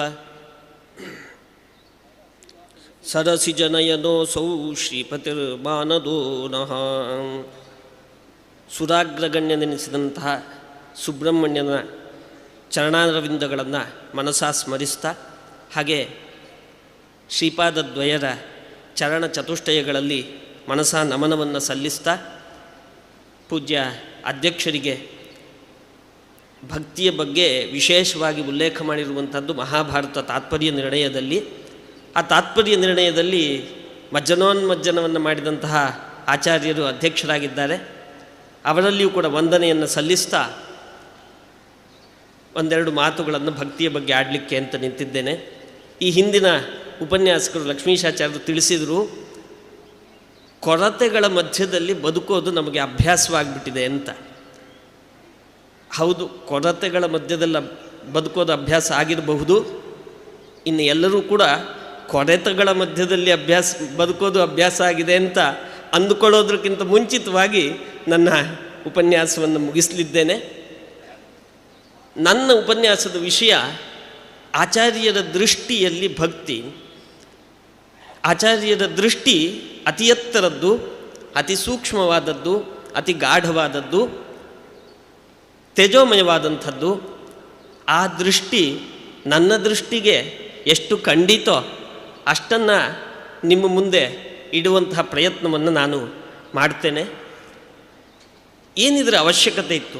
ಆಚಾರ್ಯ ದೃಷ್ಟಿಯಲ್ಲಿ ಭಕ್ತಿ ಎನ್ನುವಂಥ ವಿಷಯವನ್ನು ಎತ್ತಿಕೊಳ್ಳುವಂಥ ಅವಶ್ಯಕತೆ ಏನಿತ್ತು ಅಂದರೆ, ಜೀವನದಲ್ಲಿ ಯಾವುದು ಮುಖ್ಯ ಅನ್ನುವಂಥದ್ದನ್ನು ನಿರ್ಧರಿಸುವಂಥದ್ದೇ ಬಹಳ ದೊಡ್ಡ ಸಂಗತಿಯಾಗಿದೆ. ಮುಖ್ಯ ಅಂತ ಗೊತ್ತಾದ ಮೇಲೆ ಅದನ್ನು ಅನುಸರಿಸೋದು ಸುಲಭ. ವಾಸ್ತವಿಕವಾಗಿ ಜಗತ್ತಿನಲ್ಲಿ ಇರುವಂಥ ರೋಗಗಳ ಸಂಖ್ಯೆ ಬಹಳ ಕಡಿಮೆ. ಒಟ್ಟಾರೆಯಾಗಿ ಇರುವಂಥ ರೋಗಗಳು 100ರಿಂದ 150 ಅಷ್ಟೇ ಅಂತ ಅಲೋಪತಿಯವರು ಹೇಳ್ತಾರೆ. ಆದರೆ ಔಷಧಿಗಳು ಸಾವಿರಾರಿದೆ. ಯಾಕೆ ಅಂದರೆ ಯಾವುದು ರೋಗ ಅಂತ ಗೊತ್ತಾಗೋದಿಲ್ಲ. ಗೊತ್ತಾದ ಮೇಲೆ ಔಷಧಿ ಕೊಡೋದು ಬಹಳ ಸುಲಭ. ಹಾಗೆ ಆಯುರ್ವೇದದಲ್ಲೂ ಕೂಡ ವಾತ ಪಿತ್ತ ಕಫಗಳು 3 ಅನಾರೋಗ್ಯಕ್ಕೆ ಕಾರಣ ಆಗಿರುತ್ತೆ. ಈ ರೋಗ ಯಾವುದರ ವಿಕಾರದಿಂದ ಬಂದಿದೆ ಅನ್ನುವಂಥದ್ದು ಅರ್ಥ ಮಾಡ್ಕೊಳ್ಳೋದು ದೊಡ್ಡದು. ಅರ್ಥ ಆದಮೇಲೆ ಔಷಧಿ ಕೊಡೋದು ಸುಲಭ. ಹಾಗೆ ಜೀವನದಲ್ಲಿ ಅತಿ ಮುಖ್ಯವಾದಂಥದ್ದು ಯಾವುದು ಅಂತ ಗುರುತಿಸಿಕೊಳ್ಳೋದು ದೊಡ್ಡದು.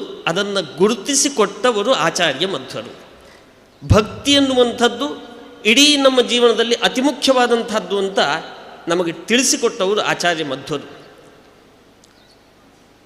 ಮತ್ತು ಈ ಹಿಂದಿನವರು ಯಾರು ಭಕ್ತಿಯ ಬಗ್ಗೆ ಆಡಿರಲಿಲ್ವ ಅಂದರೆ ಮಾತಾಡಿದರು.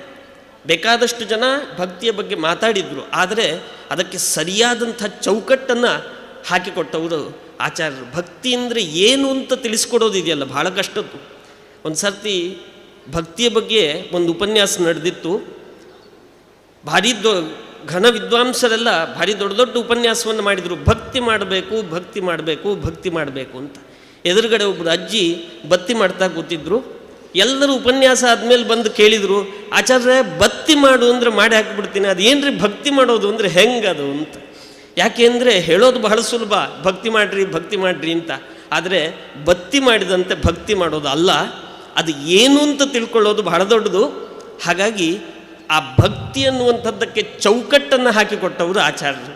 ಆ ದೃಷ್ಟಿಯಿಂದಾಗಿ ಬಹಳ ಮುಖ್ಯವಾದಂತಹ ಸಂಗತಿ ಇದಾಗಿದೆ. ಯಾಕೆ ಅಂದರೆ ಈಗಾಗಲೇ ತಾರತಮ್ಯದ ಬಗ್ಗೆ ಲಕ್ಷ್ಮೀಶಾಚಾರ್ಯರು ಮಾತಾಡಿದರು.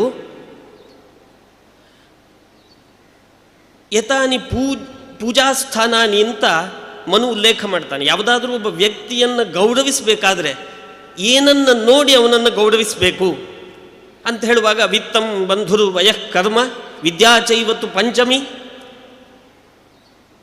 ವಿದ್ಯೆ ಎಲ್ಲಕ್ಕಿಂತಲೂ ಹಿರಿಯದ್ದು. ಯಾರಿಗೆ ವಿದ್ಯೆ ಇದೆ ಅವನನ್ನು ಗೌರವಿಸಿ. ಜೀವನದಲ್ಲಿ ಕೆಲಸ ಎಷ್ಟು ಮಾಡಿದ್ದಾನೆ ಅಂತ ನೋಡಿ ಅದರ ನಂತರದ ಗೌರವ ಸ್ಥಾನ ಅದಾಗಿರುತ್ತೆ. ಯಾಕೆಂದರೆ ಒಂದು 60 ವರ್ಷದ ಹೊತ್ತಿಗೆ ಅವನು ಏನನ್ನು ಸಂಪಾದಿಸಿದ್ದಾನೋ ಅದು ಅವನ ಜೀವನದ ಮುಖ್ಯ ಗುರಿಯಾಗಿತ್ತು ಅನ್ನೋದು ಗೊತ್ತಾಗೋಗುತ್ತೆ. ಯಾರನ್ನು ಬೇಕಾದರೂ ಗುರುತಿಸಬಹುದು. 60ನೇ ವಯಸ್ಸಿನ ಹೊತ್ತಿಗೆ ಅವನ ಕೈಯಲ್ಲಿ ಏನೇನಿದೆ ಅಂತ ಗುರುತಿಸಿದರೆ ಅವನ ಜೀವನದ ಗುರಿ ಏನಾಗಿತ್ತು ಅಂತ ಗೊತ್ತಾಗೋಗುತ್ತೆ. ಹಾಗಾಗಿ ಕೆಲಸ ಬಹಳ ಮುಖ್ಯವಾದಂಥದ್ದು. ವಿದ್ಯೆಯ ನಂತರ ಸ್ಥಾನ ಜೀವನದಲ್ಲಿ ಮುಖ್ಯವಾದದ್ದು ಅಂದರೆ ಕರ್ಮ ಅಂತ ಅನ್ನಿಸ್ಕೊಳ್ತದೆ. ಅದರ ನಂತರದ ಸ್ಥಾನ ವಯಸ್ಸಿಗೆ, ಅದರ ನಂತರದ ಸ್ಥಾನ ಬಂಧುವಿಗೆ, ಅದರ ಕೆಳಗಡೆ ಬರುವಂಥದ್ದು ವಿತ್ತ, ಹಣ ಅನ್ನುವಂಥ. ಈಗ ಉಲ್ಟಾಗಿದೆ ಬಿಡಿ, ಮೊದಲನೇದ್ದು ಹಣವಾಗಿದೆ ಅನ್ನುವಂಥದ್ದು ಬೇರೆ ವಿಷಯ. ಹೀಗೆ ಗೌರವಿಸಲಿಕ್ಕೆ ಬೇಕಾದಂಥ ಸ್ಥಾನಗಳು ಅಂತ ಮನು ಉಲ್ಲೇಖಿಸಬೇಕಾದ್ರೆ ಈ 5 ಉಲ್ಲೇಖಿಸ್ತಾನೆ. ವಿತ್ತಂ ಬಂಧುರು ವಯಃಕರ್ಮ ವಿದ್ಯಾಚೈವತ್ತು ಪಂಚಮಿ ಅಂತ ಉಲ್ಲೇಖಿಸಿದವನು. ಹೀಗೆ ಒಬ್ಬೊಬ್ಬರಿಗೆ ಜೀವನದಲ್ಲಿ ಮುಖ್ಯವಾದದ್ದು, ವ್ಯಕ್ತಿಯನ್ನು ನಿರ್ಣಯ ಮಾಡಲಿಕ್ಕೆ ಬೇಕಾದಂಥದ್ದು ಬೇರೆ ಬೇರೆಯಾಗಿ ಕಾಣಿಸ್ತು. ಆದರೆ ಆಚಾರ್ಯರು ಹೇಳಿದ್ದು ಮಾತ್ರ ಭಕ್ತ್ಯಾ ತ್ವನನ್ಯಯ ಶಕ್ಯ ಭಕ್ತ್ಯೈವ ತುಷ್ಟಿಮಭ್ಯೇತಿ ವಿಷ್ಣು ನಾಣ್ಯೇನ ಕೇನಚಿತ್. ಭಗವಂತ ಸಂತುಷ್ಟನಾಗೋದಿದ್ರೆ ಭಕ್ತಿಯಿಂದ, ಮತ್ತು ಯಾರಾದರೂ ಪೂಜನೀಯರು ಅಂತ ಗುರುತಿಸಬೇಕಿದ್ರೆ ಅವರಲ್ಲಿ ಭಕ್ತಿ ಎಷ್ಟಿದೆ ಅನ್ನೋದ್ರ ಮೇಲೆ ಅವರ ತಾರತಮ್ಯ ತೀರ್ಮಾನ ಆಗುತ್ತೆ ಅಂದರು. ಉಳಿದವರೆಲ್ಲ ಯಾರನ್ನು ಎಷ್ಟು ಗೌರವಿಸಬೇಕು ಅನ್ನಲಿಕ್ಕೆ ಬೇರೆ ಬೇರೆ ಲೌಕಿಕ ಕಾರಣಗಳನ್ನು ಹೇಳಿದರೆ, ಆಚಾರ್ಯರು ಹೇಳಿದರು ಬ್ರಹ್ಮಾದೀನಾಂ ಚ ಮುಕ್ತಾನಾಂ ತಾರತಮ್ಯೇತು ಕಾರಣಂ. ಮುಕ್ತರೇ ಆಗಿರಲಿ, ಬ್ರಹ್ಮಾದಿ ದೇವತೆಗಳೇ ಆಗಿರಲಿ, ಅವರಲ್ಲಿ ತಾರತಮ್ಯಕ್ಕೆ ಮುಖ್ಯ ಕಾರಣವಾಗಿರ್ತಕ್ಕಂಥದ್ದು ಭಕ್ತಿಯಾಗಿದೆ. ಮುಕ್ತಿಗೂ ಕೂಡ ಮುಖ್ಯ ಕಾರಣವಾಗಿರ್ತಕ್ಕಂಥದ್ದು ಭಕ್ತಿಯಾಗಿದೆ. ಹಾಗಾಗಿ ಆ ಭಕ್ತಿ ಅಂದರೆ ಏನು ಅಂತ ಈಗಾಗಲೇ ಲಕ್ಷ್ಮೀಶಾಚಾರ್ಯರು ಈ ವಿಷಯಗಳನ್ನೆಲ್ಲ ತಿಳಿಸಿಕೊಟ್ಟಿದ್ದಾರೆ. ಮಹಾತ್ಮ್ಯ ಜ್ಞಾನಪೂರ್ವಸ್ತು ಸುದೃಢ ಸರ್ವತೋಧಿಕ ಸ್ನೇಹೋ ಭಕ್ತಿ ರೀತಿ ಪ್ರೋಕ್ತ ಅಂತ ಭಗವಂತನ ಮಹಾತ್ಮ್ಯ ಎಂಥದ್ದು ಅನ್ನುವಂಥದ್ರ ಜ್ಞಾನ ಇರಬೇಕು. ಸುದೃಢ ಸರ್ವತೋಧಿಕ, ತುಂಬ ಗಟ್ಟಿಯಾಗಿರ್ತಕ್ಕಂಥದ್ದು, ಎಲ್ಲಕ್ಕಿಂತಲೂ ಹೆಚ್ಚಿನವನು ಭಗವಂತ ಆಗಿದ್ದಾನೆ ಎನ್ನುವಂಥ ಜ್ಞಾನ. ಅದರ ಜೊತೆಗೆ ಪ್ರೀತಿ, ಅನನ್ಯವಾಗಿರ್ತಕ್ಕಂಥ ಪ್ರೀತಿ, ನನಗೆ ಎಲ್ಲವನ್ನು ಕೊಟ್ಟವನು ಭಗವಂತನಾಗಿದ್ದಾನೆ ಎನ್ನುವಂಥ ಪ್ರೀತಿ ಇದೆಯಲ್ಲ, ಇದು ಭಕ್ತಿ ಅಂತ. ಭಕ್ತಿ ಅಂದರೆ ಏನು ಅಂತ ನಮಗೆ ಚೌಕಟ್ಟನ್ನು ಹಾಕಿ ಎತ್ತಿ ತೋರಿಸಿದವರು ಆಚಾರ್ಯರು. ಮತ್ತು ಇಡೀ ಜೀವನದಲ್ಲಿ ಅತ್ಯುತ್ತಮವಾದಂಥ ಸ್ಥಾನ ಈ ಭಕ್ತಿಗಿದೆ. ಇದರಷ್ಟು ದೊಡ್ಡ ಸ್ಥಾನ ಇನ್ಯಾವುದಕ್ಕೂ ಇಲ್ಲ. ನಾವು ಏನನ್ನೇ ಮಾಡಲಿ, ಆಚಾರ್ಯರು ಬಹಳ ಸ್ಪಷ್ಟವಾಗಿ ಹೇಳ್ತಾರೆ, ಉಳಿದೆಲ್ಲವೂ ಕೂಡ ಭಕ್ತಿಸ್ತು ಏಕಾ ವಿಮುಕ್ತಯೇ, ಉಳಿದೆಲ್ಲ ಕಾರ್ಯವೂ ಕೂಡ ಭಕ್ತಿಗೋಸ್ಕರ. ಭಕ್ತಿ ಒಂದೇ ಮೋಕ್ಷಕ್ಕೆ ಕಾರಣ ಆಗಿದೆ. ಭಕ್ತಿ ಅಂದರೆ ಜ್ಞಾನಪೂರ್ವಕವಾಗಿರ್ತಕ್ಕಂಥ ಭಕ್ತಿ ಆಗಿರುತ್ತೆ. ಅದು ಕರ್ಮಾದಿಗಳಿಂದ ಮೋಕ್ಷವನ್ನು ಪಡೆಯಲಿಕ್ಕೆ ಸಾಧ್ಯ ಇಲ್ಲ, ಕೇವಲ ಭಕ್ತಿಯಿಂದ ಮೋಕ್ಷವನ್ನು ಪಡೆಯಲಿಕ್ಕೆ ಸಾಧ್ಯ ಇದೆ ಅಂತ ತಿಳಿಸಿಕೊಟ್ಟವರು, ಚೌಕಟ್ಟನ್ನು ಹಾಕಿಕೊಟ್ಟವರು ಆಚಾರ್ಯರು. ಅದರಲ್ಲೂ ಕೂಡ ಸುದೃಢ ಸರ್ವತೋಧಿಕ, ಎಲ್ಲಕ್ಕಿಂತಲೂ ಅಧಿಕವಾದವನು ಭಗವಂತ ಅಂತ, ಅವನಲ್ಲಿ ಅಂಥ ಭಕ್ತಿ ಇರಬೇಕು ಅಂತ ಹೇಳಿದಾಗ ಈಗಾಗಲೇ ಕಾಖಂಡಿಕೆ ಆಚಾರ್ಯರು ಮಾತಾಡುವಾಗ ಒಂದು ವಿಷಯವನ್ನು ಉಲ್ಲೇಖಿಸಿದರು. ತಾನ್ಸೇನವರ ಬಗ್ಗೆ ನಾವು ಕೇಳಿರ್ತೀವಿ. ಅವರು ಬಹಳ ದೊಡ್ಡ ಪಂಡಿತರಾಗಿದ್ದರು ಸಂಗೀತದಲ್ಲಿ. ಅವರು ಹಾಡು ಹೇಳಿದರೆ, ದೀಪಕ ರಾಗವನ್ನು ಹೇಳಿದರೆ ದೀಪ ಹತ್ತಿಕೊಳ್ತಾ ಇತ್ತು. ಬತ್ತಿ ಎಣ್ಣೆಯನ್ನು ಹಾಕಿ ದೀಪವನ್ನು ಎದುರಿಗಿಟ್ಟು ಅನನ್ಯವಾಗಿ ಭಕ್ತಿಪೂರ್ವಕವಾಗಿ ಮೈ ಮರೆತು ಹಾಡ್ತಾ ಇದ್ರು. ಎಷ್ಟು ಚೆನ್ನಾಗಿ ಹಾಡ್ತಾ ಇದ್ರು ಅಂದರೆ ಅವರ ಹಾಡಿನ ಆ ರಾಗಕ್ಕೆ ದೀಪ ಹತ್ತಿಕೊಂಡ್ಬಿಡ್ತಾ ಇತ್ತಂತೆ. ಅಷ್ಟು ದೊಡ್ಡ ವಿದ್ವಾಂಸರಾಗಿದ್ದರು ಅವರು. ಅವರು ಒಬ್ಬ ಮೌಸಲ ದೊರೆಯ ಆಸ್ಥಾನದಲ್ಲಿ ಪಂಡಿತರಾಗಿದ್ದರು. ಅವರ ಕಥೆಯನ್ನು ಒಂದು ಉಲ್ಲೇಖಿಸ್ತಾರೆ. ತಾನ್ಸೇನು ಯಾವ ರಾಜನ ಆಸ್ಥಾನದಲ್ಲಿದ್ನೋ ಆ ರಾಜ ತುಂಬ ಹೆಮ್ಮೆ ಪಡ್ತಾ ಇದ್ದಂತೆ. ಇಂಥ ದೊಡ್ಡ ವಿದ್ವಾಂಸರನ್ನು ನಾವು ಸಾಕಿದ್ದೇವೆ ಅಂತ ಬಹಳ ಹೆಮ್ಮೆ ಪಡ್ತಾ ಇದ್ದ. ತುಂಬ ಚೆನ್ನಾಗಿ ಅವರು ಹಾಡಿದಾಗ ಮೈ ಮರೆತು ವಾಹ್ ವಾ ಅಂತ ಇದ್ದ ರಾಜ ತನ್ನ ಎಲ್ಲ ತಲೆಬಿಸಿಗಳಿಂದ ಮರಿತಾ ಇದ್ದ. ಒಂದು ಸರ್ತಿ ಅವ್ನು ಕೇಳಿ, ಅದು ಎಲ್ಲಿಂದ ಕಲ್ತೀವೋ ಮಾರಾಯ, ಇಷ್ಟು ಅದ್ಭುತವಾಗಿ ಹಾಡ್ತಿ, ಜಗತ್ತೇ ಮರ್ತೋಗೋ ಹಂಗೆ ಹಾಡ್ತಿ, ಎಲ್ಲಿಂದ ಕಲ್ತಿದ್ದಿ ನೀನು ಅಂತ ಹೇಳಿದಾಗ ತಾನ್ಸೇನ್ ಹೇಳಿದಂತೆ, ಅಯ್ಯೋ ನೀವೇನು ಹೇಳ್ತೀರಿ, ನಂದು ಏನೂ ಅಲ್ಲ ಇದ್ರ ಮುಂದೆ. ನಮ್ಮ ಗುರುಗಳ ಹಾಡನ್ನು ಕೇಳಬೇಕು ನೀವು, ಅವ್ರ ಮುಂದೆ ನಂದು ಏನೂ ಹಾಡಲ್ಲ ಅಂದ. ಆಶ್ಚರ್ಯ ಆಯ್ತರ. ಇನ್ನೂ ಚೆನ್ನಾಗಿ ಹಾಡ್ಲಿಕ್ಕಾಗತ್ತಾ ಕೇಳ್ದವ. ನಿನಗಿಂತ ಚೆನ್ನಾಗಿ ಹಾಡ್ಲಿಕ್ಕಾಗತ್ತೇನೋ ಅವನು ಹೇಳ್ದ, ರಾಜ ನೀನು ನಮ್ಮದು ಸಂಗೀತವೇ ಅಲ್ಲ, ನಮ್ಮ ಗುರುಗಳ ಸಂಗೀತದ ಮುಂದೆ ನಮ್ಮದು ಸಂಗೀತವೇ ಅಲ್ಲ. ರಾಜ ಹೇಳಿದ, ಸರಿ ಹಾಗಾದ್ರೆ ನನಗೇನು, ಅವರನ್ನು ಕರೆಸ್ಬಿಡು, ಅವ್ರದ್ದೊಂದು ದಿವಸ ಸಭೆ ಏರ್ಪಾಡು ಮಾಡೋಣ ಅಂತ ಹೇಳಿದ. ಅದಕ್ಕೆ ತಾನ್ಸೇನ್ ಹೇಳಿದ್ನಂತೆ, ಹಾಗೆಲ್ಲ ಸಿಕ್ಕೋರಲ್ಲ ಅವರು. ನಾವು ಯಾವುದೋ ಸಮ್ಮಾನಕ್ಕೋಸ್ಕರವೋ ಹಣಕ್ಕೋಸ್ಕರವೋ ಆಸ್ಥಾನಕ್ಕೆ ಬಂದು ನಿಂತುಕೊಳ್ಳುವವರು, ಬಾಯಿ ತೆರೆಯುವವರು. ಆದರೆ ಆ ಗುರುಗಳು ಹಾಗಲ್ಲ, ಇದು ಯಾವುದಕ್ಕೂ ಬಗ್ಗೋರಲ್ಲ ಅವರು. ಆಶ್ಚರ್ಯ ಆಯಿತು ಆ ರಾಜನಿಗೆ. ಅರೆ ಹೀಗೂ ಇದೆಯಾ, ಎಷ್ಟು ಕೊಡ್ತೇನೆ ಅಂದರೂ ಕೇಳದೆ ಬರದೇ ಇರೋರು ಇದ್ದಾರ ಅಂತ ಕೇಳ್ದ. ಅವನು ಹೇಳ್ದ, ನಿಂಗೆ ಎಲ್ಲೂ ಸಿಕ್ಕೋಲ್ಲ ಅವರು, ಏನು ಕೊಟ್ಟರು ರಾಜ ಹೇಳಿದ, ಏನು ಕೊಟ್ಟರು ಸಿಕ್ಕೋಲ್ವಾ, ನನ್ನ ಅರ್ಧ ರಾಜ್ಯವನ್ನೇ ಕಟ್ತೇನೆ ಅಂತ ಹೇಳು, ಬರಲಿಕ್ಕೆ ಹೇಳೋರಿಗೆ. ಅವನು ಹೇಳಿದ, ಯಾವುದನ್ನು ಲೆಕ್ಕಿಸುವವರಲ್ಲ, ಏನೇ ಆಗಲಿ ಅವ್ರು ನಿನ್ನಲ್ಲಿಗೆ ಬರೋಲ್ಲ. ರಾಜ ಹೇಳಿದ, ಹಾಗಾದ್ರೆ ಏನು ಮಾಡಬೇಕು, ನಾನು ಅವ್ರ ಹಾಡನ್ನು ಕೇಳಲೇಬೇಕು ಅಂತಿದೆ, ಏನು ಮಾಡಬೇಕು? ಒಂದು ಕೆಲಸ ಮಾಡು, ನೀನೇ ಅವ್ರು ಇದ್ದಲ್ಲಿಗೆ ಹೋಗು, ಅಂದರೆ ಮಾತ್ರ ಕೇಳಬಹುದು, ಬೇರೆ ಕಾರಣ ಇಲ್ಲ. ರಾಜ ಹೇಳಿದ, ಅಷ್ಟು ಅದ್ಭುತ ಅಂತ ನೀನು ಹೇಳ್ತಾ ಇದ್ದಿ ಅಂದರೆ ನಾನು ನಂಬ್ತೇನೆ, ಎಲ್ಲಿದ್ದಾರೆ ಹೇಳಿಬಿಡು, ಹೋಗ್ತೇನೆ. ತಾನ್ಸೇನ್ ಹೇಳಿದಂತೆ, ಎಲ್ಲಿದ್ದಾರೆ ಅಂದರೆ ಅವರಿಗೆ ಅಡ್ರೆಸ್ ಇಲ್ಲ, ಮನೆ ಇಲ್ಲ, ಒಂದು ಕಡೆ ವಾಸವಾಗಿರೋಲ್ಲ, ಊರೂರು ತಿರ್ಕೊಂಡಿರ್ತಾರೆ, ಹರಿಭಜನೆ ಮಾಡ್ತಾ ತಿರುಗ್ತಾ ಇರ್ತಾರೆ. ಸ್ವಾಮಿ ಹರಿದಾಸರು ಅಂತ ಅವ್ರಿಗೆ ಹೆಸರು. ಅವನು ಹೇಳಿದ, ಸರಿ ಹಾಗಾದರೆ ಹೆಂಗೆ ಗುರುತಿಸ್ಬೇಕು, ನಾನು ಕೇಳಲೇಬೇಕು, ಎಲ್ಲ ಬಿಟ್ಟು ಹೋಗ್ಲಿಕ್ಕೆ ತಯಾರಿದ್ದೀನಿ, ಅವ್ರನ್ನ ಎಲ್ಲಾದರೂ ಒಂದು ಹಿಡಿಬೇಕಲ್ಲ, ಏನು ಮಾಡೋಣ? ಅವನು ಹೇಳಿದ, ನೋಡು, ಯಾವ ಪ್ರದೇಶದಲ್ಲಿ ಇಡೀ ಪರಿಸರ ಸಂಭ್ರಮದಿಂದ ತೇಲಾಡ್ತಾ ಇರುತ್ತೋ, ಹಚ್ಚ ಹಸಿರು ಎಲ್ಲ ಕಡೆ ಇರುತ್ತೋ, ಕಾಲ ಕಾಲಕ್ಕೆ ಏನೇನಾಗಬೇಕೋ, ಮಳೆ ಬೆಳೆ ಇತ್ಯಾದಿಗಳೆಲ್ಲ ಎಲ್ಲಿ ಚೆನ್ನಾಗಿ ಆಗ್ತಾ ಇದೆಯೋ ಅಲ್ಲಿ ನನ್ನ ಗುರುಗಳಿದ್ದಾರೆ ಅಂತ ಅರ್ಥ. ಪ್ರಕೃತಿಯನ್ನು ಗುರುತಿಸಿ ಅವರನ್ನು ಹುಡುಕಬೇಕಾಗತ್ತೆ, ಹೋಗೋಣ ಬಾ ಅಂದ. ಇಬ್ಬರು ಹೊರಟ್ರಂತೆ. ಹಿಂಗೆ ತಿರ್ಕೊಂತ ಬಂದರು. ಯಾವುದೋ ಒಂದು ಪ್ರದೇಶದಲ್ಲಿ ಇಡೀ ಪರಿಸರ ಚೆನ್ನಾಗಿ ನಲಿದಾಡ್ತಾ ಇರುವಂಥದ್ದು ಕಾಣಿಸ್ತು. ಸರಿ, ನಿನ್ನ ಗುರುಗಳನ್ನು ಹುಡುಕೋಣ ಅಂತ, ಇದೇ ಊರಲ್ಲಿದ್ದಾರೆ ಅಂದ. ಅಲ್ಲೆಲ್ಲೋ ಹುಡುಕಾಡಿದಂತೆ ಅವನಿಗೆ ಅಂದಾಜಾಯಿತು, ಊರಿನ ಹೊರಗಡೆ ಒಂದು ಜೋಪಡಿ ಮಾಡಿಕೊಂಡು ಸ್ವಾಮಿ ಹರಿದಾಸರು ಅಲ್ಲಿದ್ದರಂತೆ. ಆವಾಗ ಸರಿ ಸುಮ್ಮನಿದ್ದು ಬಿಡಿ, ನಾವು ಬಂದದ್ದು ಗೊತ್ತಾಗೋದು ಬೇಡ, ಗೊತ್ತಾದರೆ ಹಾಡೋಲ್ಲ ಅವರು ಅಂತ ಹೇಳಿದ್ನಂತೆ. ಸರಿ ಅಂತ ಆ ಜೋಪಡಿ ಹತ್ರನೇ ಹೋಗಿ ಉಳ್ಕೊಂಡ್ರಂತೆ. ರಾತ್ರಿ ಕತ್ಲಾದ ಮೇಲೆ ರಾತ್ರಿ ಒಂದು ಹೊತ್ತಿನಲ್ಲಿ ಅವರು ಹಾಡಲಿಕ್ಕೆ ಶುರು ಮಾಡಿದ್ರಂತೆ.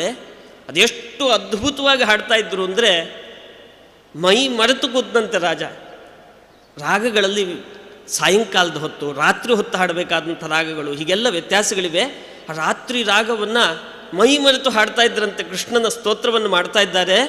ಅದ್ಭುತವಾಗಿ ಹಾಡಿ ಆ ಹಾಡು ಮುಗಿಯೋ ಹೊತ್ತಿಗೆ ರಾಜ ಮೈ ಮರೆತು ವಾಹ್ ವಾಹ್ ಅಂದ್ಬಿಟ್ನಂತೆ.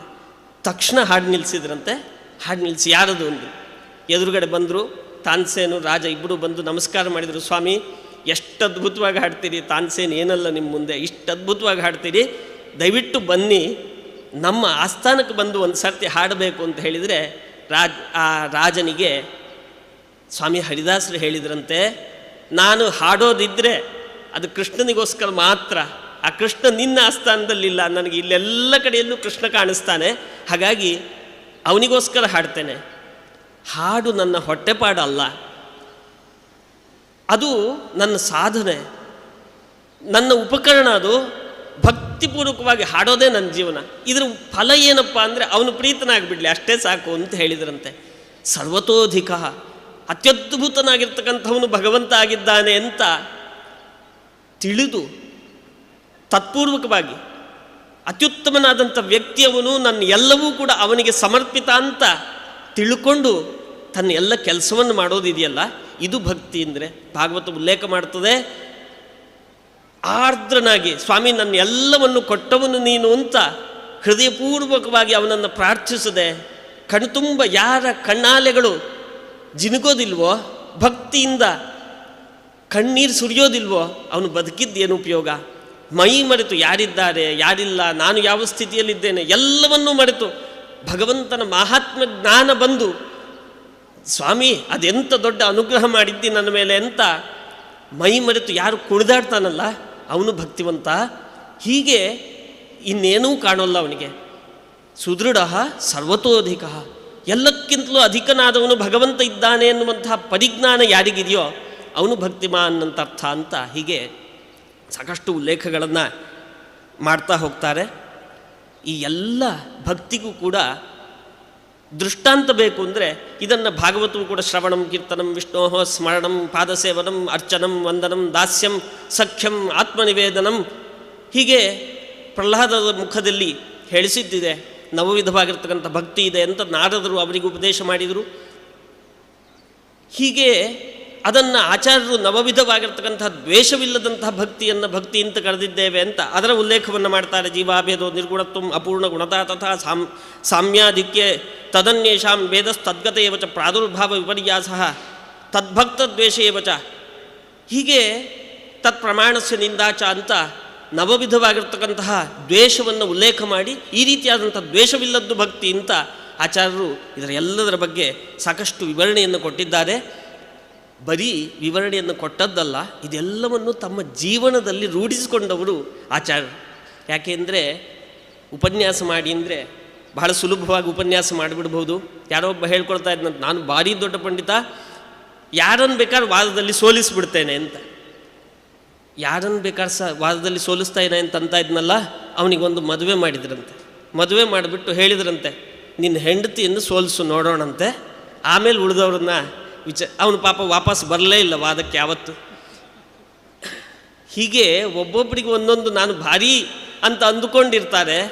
ಆದರೆ ಅವನ ಹಣೆ ಬರ ಎಲ್ಲವೂ ಕೂಡ ಹತ್ತಿರದಲ್ಲಿದ್ದವರಿಗೆ ಎಲ್ಲವೂ ಗೊತ್ತಾಗಿ ಹೋಗಿರ್ತದೆ. ಯಾಕೆಂದರೆ ಎಲ್ಲವೂ ಬರೀ ಬಾಯಲ್ಲಿರುತ್ತೆ, ಆಚರಣೆಯಲ್ಲಿ ಏನೂ ಇರೋಲ್ಲ. ಆದರೆ ಜೀವನದಲ್ಲಿ ಆಚರಣೆಯಲ್ಲೂ ತಂದುಕೊಂಡು ಅದನ್ನು ಹೇಳಿದವರು ಆಚಾರ್ಯರು. ಇವತ್ತಿನ ದಿವಸ ಅವರನ್ನು ನಾವು ಸ್ಮರಿಸಬೇಕು. 3 ಅವತಾರಗಳಲ್ಲೂ ಕೂಡ ಯತ್ರ ಯತ್ರ ರಘುನಾಥ ಕೀರ್ತನಂ ತತ್ರ ತತ್ರ ಕೃತಮಸ್ತಕಾಂಜಲಿಂ ಬಾಷ್ಪವಾರಿ ಪರಿಪೂರ್ಣ ಲೋಚನಂ ಮಾರುತಿಂ ನಮತ ರಾಕ್ಷಸಾಂತಕಂ. ಎಲ್ಲೆಲ್ಲಿ ರಾಮನಾಮದ ಸ್ಮರಣೆ ಕೇಳಿ ಬರ್ತದೋ ಅಲ್ಲೆಲ್ಲ ಕೈ ಮುಗಿದು ಕೂತ್ಕೊಂಡಿರ್ತಾನಂತೆ ಹನುಮಂತ. ಹೇಳ್ತಾ ಇರೋನು ಯಾರು ಅನ್ನುವಂಥದ್ರ ಲೆಕ್ಕ ಇರೋಲ್ಲ ಅವನಿಗೆ. ಹೇಳ್ತಾ ಇರೋದು ಯಾವುದರ ಬಗ್ಗೆ ಅನ್ನೋದು ಒಂದೇ ಅವನಿಗೆ ಲೆಕ್ಕ. ತತ್ರ ತತ್ರ ಕೃತ ಮಸ್ತಕಾಂಜಲಿಂ, ಕೈ ಮುಗಿದು ತಲೆ ಬಗ್ಗಿಸಿ ಕೂತಿರ್ತಾನಂತೆ. ಬಾಷ್ಪವಾರಿ ಪರಿಪೂರ್ಣ ಲೋಚನಂ, ರಾಮನ ಗುಣಗಾನವನ್ನು ಕೇಳ್ತಾ ಇದ್ದರೆ ಕಣ್ಣು ತುಂಬಿ ಬರ್ತದಂತೆ. ರಾಮನ ಬಗ್ಗೆ ಹೇಳ್ತಾ ಇದ್ದರೆ ಕೈ ಮುಗಿದುಕೊಂಡು ತಲೆ ಬಗ್ಗಿಸಿಕೊಂಡು ಕಣ್ಣಲ್ಲಿ ಜಳ ಜಳ ಜಳ ನೀರು ಸುರಿಸ್ತಾ ರಾಮನ ಕಥೆಯನ್ನು ಹನುಮಂತ ಕೇಳ್ತಾ ಇರ್ತಾನಂತೆ. ಇಷ್ಟು ಭಕ್ತಿಭಾವವನ್ನು ತೋರಿಸಿದವನು ಹನುಮಂತ. ಸಮರ್ಪ್ಯ ಕೃತ್ಯಾನಿ ಕೃತೀಕೃತಾನಿ ವ್ಯಾಸಾಯ ಭೂಮ್ನೆ ಸುಕೃತಾನಿ ತಾವತ್ ಕರಿಷ್ಯಮಾಣಾನಿ ಚ ತಸ್ಯ ಪೂಜಾಂ ಸಂಕಲ್ಪಯಾಮಾಸ ಸ ಶುದ್ಧ ಬುದ್ಧಿ.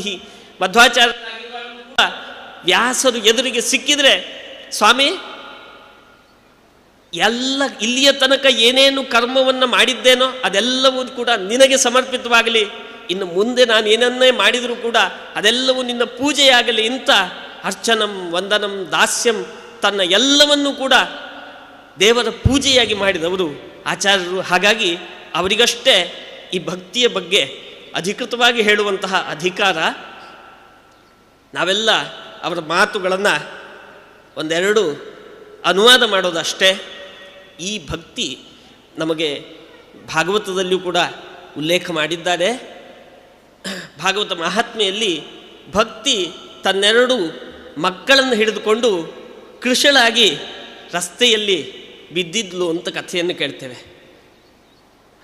ನೋಡಿ. ಅಲ್ಲಿಯೂ ಕೂಡ ಭಕ್ತಿ ಒಂದು ಹೆಣ್ಣಾಗಿದ್ಲು. ಯಾಕೆ ಅಂದರೆ ಅತಿ ಹೆಚ್ಚು ಭಕ್ತಿಯನ್ನು ಮಾಡುವಂತಹ ಕೌಶಲ ಹೆಣ್ಣುಮಕ್ಕಳಿಗಿರೋದು.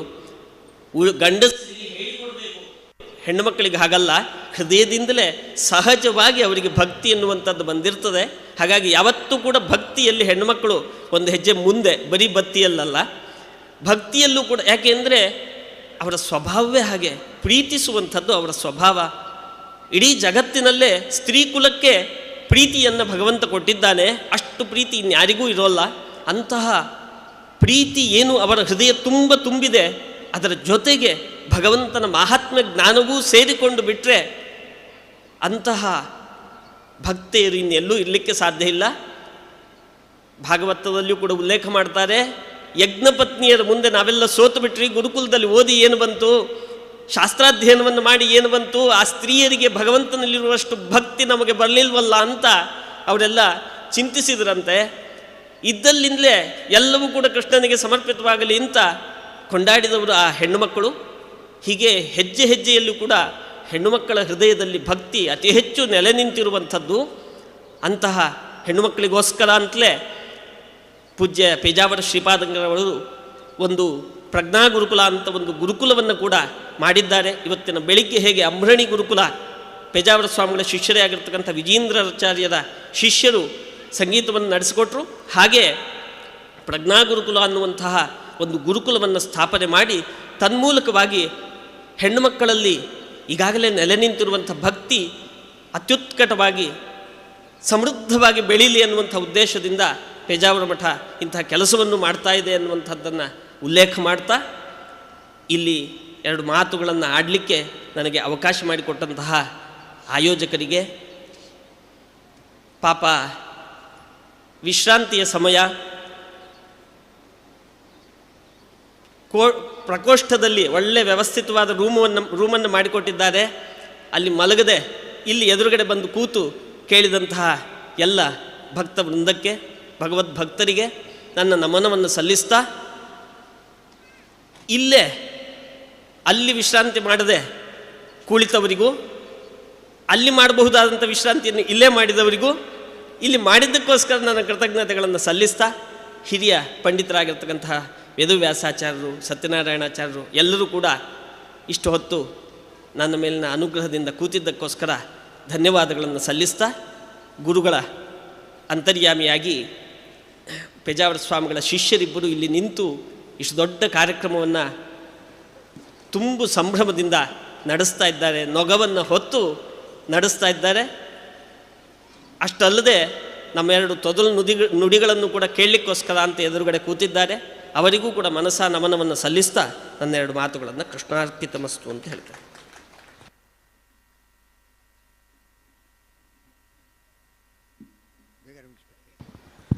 ಭಕ್ತಿಯ ಬಗ್ಗೆ ಆಚಾರ್ಯರು ನುಡಿದದ್ದಷ್ಟೇ ಅಲ್ಲ, ಅದನ್ನು ನಡೆದು ತೋರಿಸಿದ್ದಾರೆ ಅನ್ನೋದನ್ನು ಮನದಟ್ಟು ಮಾಡಿದ್ದಾರೆ ಆಚಾರ್ಯರು.